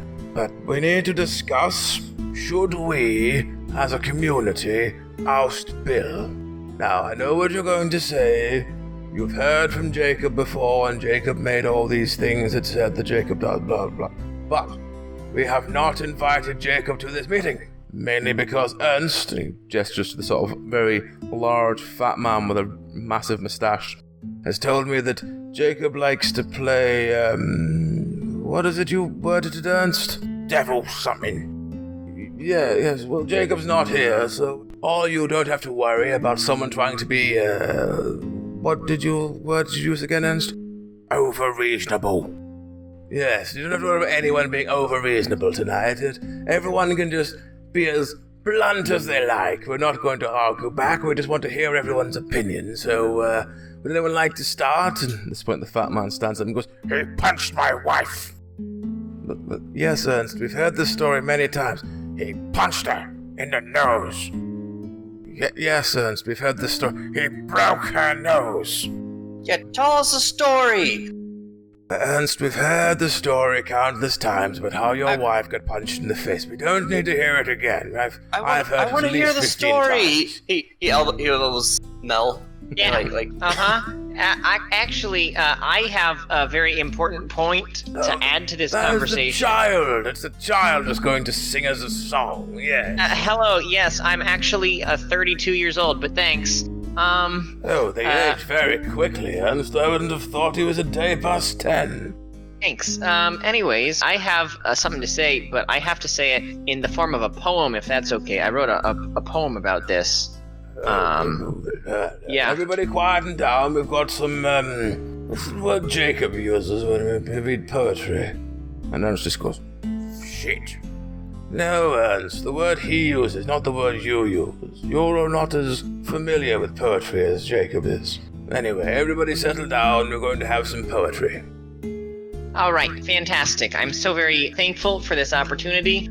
And there will, of course, be dramatic triangles Ding, ding, ding, ding. at appropriate intervals. Oh, wait, sorry. Where the bee sucks, in a cowslip spell, I lie. A couch when owls do cry. Ding. On the bat's back, I do fly. Oh, ding, ding. After summer, merrily, merrily, merrily shall I live now. Blossom that hangs on the bough. At this point, you hear a Yeah! Oh shit, I think I got him. so It worked. everyone sort of goes quiet and looks around as if like, what was that noise? Oh, no, it was nothing. Don't you worry. It was an alpaca, they spit. What's an alpaca? Camel sheep. What's a camel? it's like a dragon but covered in fur. What's a dragon? It's like a horse, but it spits fire. Oh, a fire horse. Oh, right, okay. We got any fire horses, Ernst? And to accompany that beautiful poem, I have written you a song in honor of this amazing place we call this place. And then he runs and attempts to stand in a chair, and his foot goes through it because he's 7'3" and really fucking big. He can't sit on a chair. And he goes, "Hello, village, my old friends. I've come to sing for you again. Because a Birdman's awfully creepy. Left his arrows while he was sleeping. At this point, the And door that Birdman- gets open, and you see the sight of Bill standing there going, I killed him. He walks in with this body over his shoulder and just flips it down onto the floor, and you see there's an arrow through its head and an arrow in its chest, and he goes, There, your vampire is dead. Now pay me, and I'm out of this fucking cesspit. Woo! That was good. That was fast. Didn't even need the rest of the song. Milo's waiting for somebody to say that that's their spouse or something. At this point, everyone erupts into cheering, and you hear the older councilman going, Fantastic, well, I think we should pay Bill, and then we can all celebrate and open some kegs together. I think that'd be a wonderful idea. But you notice Bill literally wincing when he calls him Bill, but just seems to go, I don't care. I get to leave. So Can I check the body real quick and just make sure there's pointy teeth or cool collar on the cape? Over and look at the body as Bill gets handed this massive bag of gold, and he goes, Right, where is my horse? Well, there was a provocation with horses, Mr. Bill. Your horse is actually in a nearby village. What? What do you mean my horse is in the nearby village? Why is it there? Well, we had some creature that was playing on horses, you see. So we put all the valuable ones in another city so we wouldn't get them. What the fuck are you people doing? Well, we can lend you an horse till you get there. It's not a problem. What the fuck are you people doing? You come with me now. You sort me a horse so I can get the fuck out of this village. And him and the blacksmith leave. So it's now you're standing next to this body as everyone around has started drinking and singing. I would like to use my 1 in lore to investigate the body. Okay. Roll. That's an 8. You look at it and you go, he's quite thin, and he's got a couple of weird scars on his arms. That looks like he must have been bleeding, and I'm sure he must have been a vampire. He's thin enough. Look at the teeth. You look at the teeth are completely normal. There's no vampire teeth. Ooh. Oh, that's normal. Revert back to the corpus changes back to the way that it was. At the moment of turning, it's completely natural. Can I poke my head out the door and look and see if the castle door is open? Castle door is wide open, yes. Guys, want to go on a field trip? I mean, our payday has to come sometime. Yeah, that's a solid fuck yeah. Let's go on a field trip, yeah. Are you cool with us bailing on the inn to go loot the castle? Yeah, that's fine. You can go to the castle if you want. Or kill the actual vampire? You walk out of the inn, you can see Bill basically being helped onto another horse. It doesn't seem very happy to have anyone on it, but accepts him. And Bill is basically riding out of the town with one finger up behind him, yelling, Fuck you all! You're welcome. Hey, Wilfred? You can ask him briefly as he's leaving. Listen, bud, I understand it's been a trying couple of weeks for you. Can you just do me, personally, a solid before you go? He sort of stops his horse briefly. He's still a fair distance away and goes, What? Let me just see a smile real quick, pal. Fuck you, though. And he just rears his horse around with this massive grin on his face and bolts out of there. Any freakishly pointy teeth? Nope. Thank God, alright. He looks so happy. Just take out a little journal for myself. Kill Bill. Put that away, tuck that away, and, save That's a good idea for a play. Yeah, that's a moneymaker right there. Yeah, that's definitely something we should investigate doing later. But for now, there's a cask. Okay. Yeah. So you walk up to the castle. There's a small sort of bloodstain on the wall where it looks like the arrow was impaled through the skull and into the wall. You walk past and walk through the door. Behind the door, there's about 4 or 5 more empty buckets with a sort of thick layer of blood at the bottom of them. And the door itself, as you sort of close the door over to have a look at the back of it, it's covered in deadbolts all the way down. There must be about 10, 15 deadbolts. So, I think we should all cross this threshold at the same time? Yes. Barty walks right in. Hello! What is it? Barty, do me an awareness check. Oh shit. I I help because I'm also looking? Yeah, sure. Right. Awareness, that's I'm gonna 3. Okay. I'm gonna die right now today. +3. Don't fuck me over. You fucked me over. Both of you don't see anything, but you hear the castle creaking as if in response. That's interesting. Well, that's a good sign. It means that the troubles have left this land and the castle is able to resettle on its foundation. That's probably not what that means, but yeah, let's go with that. So you make your way along the corridor. Making my way downtown. Behind the door, and it leads to a small study. In the small study, there is, from left to the right, there is a table on which is a bag of oats, a small half-eaten bowl of porridge, and a book. In the middle of the room, there is a fireplace that's nearly gone out. In front of it, there's a medium-sized rug and a overstuffed leather chair and a blanket on the chair. And to the right, there are 2 passages that look like they would lead out of here, but they've got very heavy, hastily constructed barricades made out of all the furniture. Just because... I want to see what's behind the furniture. Okay, you can go and start dismantling the furniture if you want. Just to be sure, he's feeling out if there's anything more than just what he sees, anything like arcane, basically. If there's anything magical that he's preparing. He's been around this here for too long. There's nothing immediately arcane, no. Okay. Can I roll Dungeoneering to just look for anything that's off or hidden doors, things like that? Yep, sure, roll. Dungeoneering. Yes! 20. You notice a small blood trail leading from the corridor to the rug. Ooh. Hey, Dirk, you got that axe ready? Oh, hell yeah. I go to the rug and I kind of roll it back. Yep, you find the trapdoor. Alright, I'll go to open the trapdoor. Okay, you flip open the trapdoor. Kind of being careful to make sure that I don't trip any, dumb There's trap. a But light smell of blood coming up from the trapdoor, and it's pitch black down there. What do you do? I have some candles, so I'll light a candle. I have candles too. What do my elf eyes see? Torches. I have candles, I have torches, I even have flint and tinder, so we get some fire starting here. Is this a stone basement we're heading down into? You seem to be heading down some stone stairs. When you get to the bottom of the stairs, in front of you there's a large stone sarcophagus. Is that where the blood trail leads? The blood trail seems to be coming down the stairs. It seems to be patchy from about halfway up the stairs, and then stop. Light one of my torches and then just kind of chuck it down the stairs. Okay, it lands next to the sarcophagus, nothing happens. Can I don't know how to phrase it. Can I do, I guess, a religion roll to see if there's anything he might know about these vampires or the area or what's going on around them? Sure. Go for it. Ooh, is that right? Okay.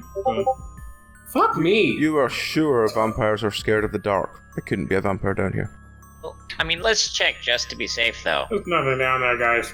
Obviously there's not a vampire down there because the vampires are already dead. This place is free for the looting. You know where the best loot is? The sarcophagus. Well, yeah, that's where the mummies are. Yeah. And mummies always have, scrolls and stuff. Bound into their wrappings. It's how they stay alive. Take it. I'm gonna climb down. Okay. Already follows. Yeah, I'll go along too. He's not letting Mel go by himself. Okay. So you Not after, horses kicking him in the face. You get to the bottom of the stairs. There is a stone sarcophagus in front of you. What do you want to do? Well, I'm gonna kind of nervously hum to myself as I go up to it. And I'm gonna just, hum just like, here comes the fun. And then, dagger, shall we open it? Let's do it. Got a crowbar. Okay, whoever's got the crowbar, roll strength. I'll hand the crowbar to someone with more meat. I might be a Goliath. My strength is only 3. I don't know what everybody else has. You got 2. Then let me try. Yeah, here you go. Okay, you give it to Berca. Roll strength. Yep. You Alright. easily pry open the sarcophagus. The lid rolls off and smashes into about 5 billion pieces. Inside, there's immediately a strong smell of blood, and there's a full wooden coffin. Looks very old inside with a gold plaque on the front. What does the gold plaque say? It says, God rest her soul. Okay. Well, that plaque should be worth something. Well, I'm It's a true. thief, so I'll take whatever I can find. Okay. You want to just pry the plaque off the coffin? Sure. Yeah, Okay. thieves' You tools. don't need to do much, you just need to pry it off. It comes away very easily. The wood seems rotten. I'm sure there's nothing to worry about there. Here you go. I'll help you pry the plaque off. You can have it. Thank you. Okay, so there's a sort of strongish smell of blood coming from the coffin. What do you want to do? Pry it off. Okay. Get it off. So do another roll with a crowbar, whoever wants to do it. Do it. Okay, roll. Yep, you just basically pry the sort of very rotten lid off the coffin. As you sort of pry it off, it rolls to one side. The coffin seems to sort of almost flatten, like the wood's so rotten it can't even hold its size anymore. Inside seems to be a thick layer of dried blood. Smell of blood in the room is now very, very strong. Can everyone do me an awareness check, please?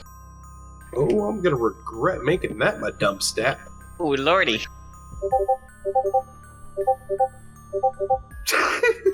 Oh, that's boy. a 4. I am really transfixed on this coffin, guys. 19, 4, 11, 19. Yep. Oh boy. All of you seem to sort of notice something isn't right, apart from Dirk. And as this very thick green tentacle wraps around Dirk's leg and starts pulling him straight up so he's swinging upside down, the rest of you go, oh shit, there's a giant tentacle that's got Dirk by the leg. Guys, I don't know. Ah! How tall is? How far up is he right now? He's about, let's say he's about 10 feet up. That gives him room to properly swing around. Considering Barty is 7'3", he's gonna try to reach up and try to grab him before he can get too far. I've seen this before. You have to tickle the underside. I'm done listening to you. I will say, I will take my sickle and try to cut the tentacle off while saying, I think we have a winner. Okay, roll. Right, we do. Should I do anything to kind of grab him off? Jesus! You hack into it, you don't manage to cut through it, but you do, spray green ichor all over the party. Ew. And I'm trying to get Dirk out of that. I'm trying to pull him out. Alright, roll to try and pull Dirk out of there. Yeah. Get me off this crazy thing. I'm trying. Yep, you grab him, you rip him from the tentacle's grasp, which has become weak from the chunk Berca took out of the tentacle. So As it's pulling back, I want to shoot it with a blast of ice magic from my staff. Okay, roll. What light sources have you got at the moment, just so I'm aware? There is my torch. It's on the floor. Nice. Yep. You basically freeze the tentacle. The ichor continues to sort of drip from the tentacle, but the tentacle itself seems to be frozen at the tip. Because you don't have much light at this point, you can't see where the tentacle's coming from. I know we said that Mel and Barty had candles. Somebody had a torch and somebody had flint. Yeah. So that's probably what we have. 2 candles, a torch. 2 candles, yeah. Candles don't really show that much light. I have a torch. We also have my elf eyes. What do Okay. my elf eyes see? You're between Berca's torch and your elf eyes, you notice that this wall is pulsing. It's like it's alive and breathing, and more tentacles seem to slowly start writhing out of it. Ugh. So, guys, I've Boy. seen this before. Let's set it on fire. Good idea. I pull out a bottle of oil from my bag. I draw my sword and I stab the coffin into the blood. Okay, roll. You stab into the coffin, it cuts There through it it like wet cardboard, nothing happens. Okay. I'm gonna look at the jug of oil. I'm gonna start to unscrew it and say, nah, fuck that. I'm gonna just wing it at the wall as hard as I can, where all the fleshy bits are. Okay, I see. roll. I see Dirk do that, and I also have oil, and I do the exact same thing. Okay, so I'm just going to ask each of you are doing in turn just so I know. So Milo has stabbed the coffin. Dirk and Barty are throwing oil. What is Hue and Barca doing? And Mel as well, sorry. I'm standing back and looking around, making sure everything's okay and that we can safely get out of here. Okay, so Mel and Barca, please. When I see that they throw the oil against the wall, I will do two things. I will throw my torch against the wall, but I will also step towards the steps upwards. Okay. And Mel, please. Another blast of ice magic out of my staff. I'm just gonna keep hitting this thing. Hold him off. Okay, so you ice blast one of the tentacles, it stops in its tracks. The two oils smash against the wall, and between them and Berca's flame, the entire wall engulfs in flame. After a couple of seconds, it seems to sort of evaporate off the wall, and the ground beneath your feet begins to rumble. Uh-oh. Uh-oh. Bartleby immediately picks up Mel, puts him on his shoulder. No, like football carries Mel, and tries to run out. Okay. I'm holding on for dear life. Not having it. What are the rest of you doing? I'm gonna see that, and I'm gonna just grab my axe and hold it the exact same way and follow right after Barca. Yeah, Barca has now, Barca has a goal in his life now. He wants up. Okay. And Hue? There's nothing much I can do because my stats are really bad. So I You're the guess chosen one. I am the chosen one. All right. Don't know what to do. Run away. The chosen one Run has to away. live to see her destiny, so yeah. Okay, I'm gonna run away. Okay. You all run back upstairs as the ground beneath your feet is properly earthquaking at this point. As you break out the front of the castle, you see a man standing in the middle of the town square, whereas all around him seems to be all these drunk villagers, and he's wearing a sort of long crimson robe. Puts his arms to the side and says, Brothers and sisters, I bid you welcome, Ibsa Cook, to our world. Wait, where is this person at? it's the middle of the town square. And as soon as he finishes this, you feel the ground beneath you just keep trembling. The castle splits in twain, and this gigantic frog creature that's about 700 or 800 stories high just rises and rises and rises with millions of eyes. Okay. Eventually the moon is blocked out. Unfortunately, you did not save the world. So we might have fucked this one up. But how is the payment? But you might not have saved the world, but people can come listen to you guys separately from us. So, where can people find you, and what do you do? So, starting at the top with Berca. Pasuht, and you can find me on Twitter. I'm not doing much in content creation, but sometimes I may be on the Jingle channel on Twitch, but that's in German. That's still good. Where can they find that? Jingle channel, twitch.tv/Jingle channel. Okay. Next down is Bartleby. Hello, again, Omega, also known as the Critical Bard on Twitter. That's also my handle, @CriticalBard. I'm pretty much known for doing lots of songs and music and makeup inspired by Critical Role and stuff. You can find me there pretty much all the time. Yeah, I don't have much to add other than that, but it makes a lot of stuff. You can hear some of my stuff on Wormwood and some other things. I've done jingles. So yeah, that's me. Cool. So next was Dirk. So I am Jake. You can find me at the theDMVault on Twitter /@theDMVault. We do a bunch of things on Twitch. Primarily, we try to interview people from the Dungeons and Dragons and tabletop RPG sphere. Try to do weekly interviews Sundays, and then we usually have, just tabletop discussion and advice on better ways to run games and stuff throughout the week and how we prep our games. And so just /theDMVault for everything: YouTube, Facebook, Twitter, and you'll find us there, and you can talk with us about our content and all that stuff. Cool. Next we have Hue. Hue is Anne Fox. I'm a writer.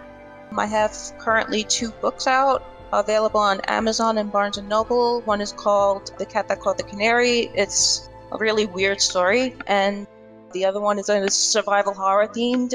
It's called After Midnight. You could reach me on Twitter at Antoinette Fox New York. And that's it. I'm just a writer. Fantastic. Thank you so much. Mel, please. Hey, I'm Josh. You can find me on Twitter at Joshua M. Simons, spelled with one M. And from there, you can find links to my content on the DM's Guild. And I've also got an up-and-coming podcast that I just started recently. So what's the podcast called? It's called Simons Says Play, TTRPG podcast. Fantastic. And finally, we have Milo. Hi, I go by Insuling. It's insulin with a G, like a verb.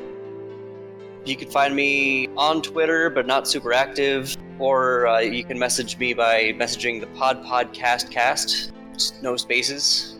We are a podcast about just gaming in general. We share our feelings about games. We try not to tear them down too much, and if we do, we always do our best to suggest ways that someone could have done it better. We do a lot of armchair quarterbacking. It's pretty great. We talked about Bethesda once too, so we are also a video game podcast now, you know, really branching out. We're still pretty new though. We're finding ourselves. It's pretty great. Cool. So are you guys on, are you just podcast, or are you YouTube and everything as well, or is it just podcast at the moment? We're on YouTube and we are on Podbean. Cool. So that is it for the cast tonight. I hope you've enjoyed yourselves, and it's only left for me to say good night and for the cast to say good night as well. So thank you for listening. Good night. Thank you. Thank you. Good night. Good night. Man, we fucked that It up. was great. We did our best. We did our best.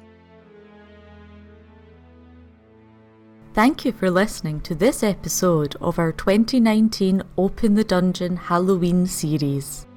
The story was written by Nikolai Pupsky and Artie McNeil. All music by Daniel Bistrom, except the All the Horror intro, which was done by Sean Faust. If you would like to be involved in future Halloween recordings, please send us a message at Penance RPG. This year's episodes are also a part of the All the Horror 2019 collaboration. Check out #AllTheHorror on social media for more gruesome goodies.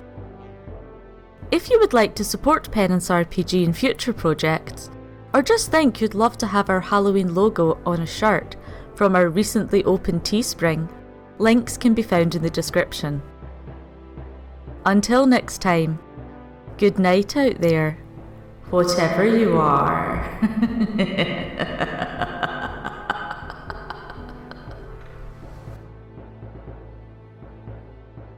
Anybody who has any kind of like academic or anything like that, they know that boy is Milo wrong about everything that he's saying. I've just been going with it the entire time because I'm a complete idiot. Ironically, I have a +3 lore. I have a 1 for lore too, but I've been challenging it because I would say that Dirk is definitely the type of person who's just like, yeah, that sounds right, totally, yeah. Yeah, I have no experience with this. I'm just quoting all the weird monsters I've had to fight in the past. I did a 1.5 long Ravenloft campaign. It was great. Nice. Shit ton of time to be in Barovia.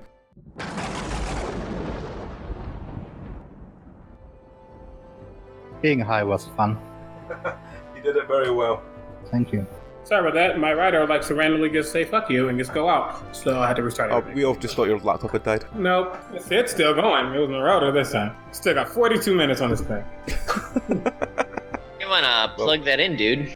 So my money is that the vampire is not a bad guy, Yeah, I'm kind of getting that vibe. Interesting. but also possibly still a vampire. Hey. I have to say, I love stories where groups get handed a bunch of gold and they just blow it doing something weird. Yep. My gold was well invested. Excellent. I'm so afraid. So was mine. Yes. I got an axe. I got an axe. I got to be a crafter. That's always my goal in a game. I got to be silly. That's always my goal. Optional objective 1, complete. Now optional objective 2, ask somebody if I can ask them a question. But how can we continue without the true hero here? The chosen one. She's doing so well, though. It's her first time actually playing D&D, so she's doing so well. Yeah, I wouldn't have been able to play my first time any role-playing game. Yeah.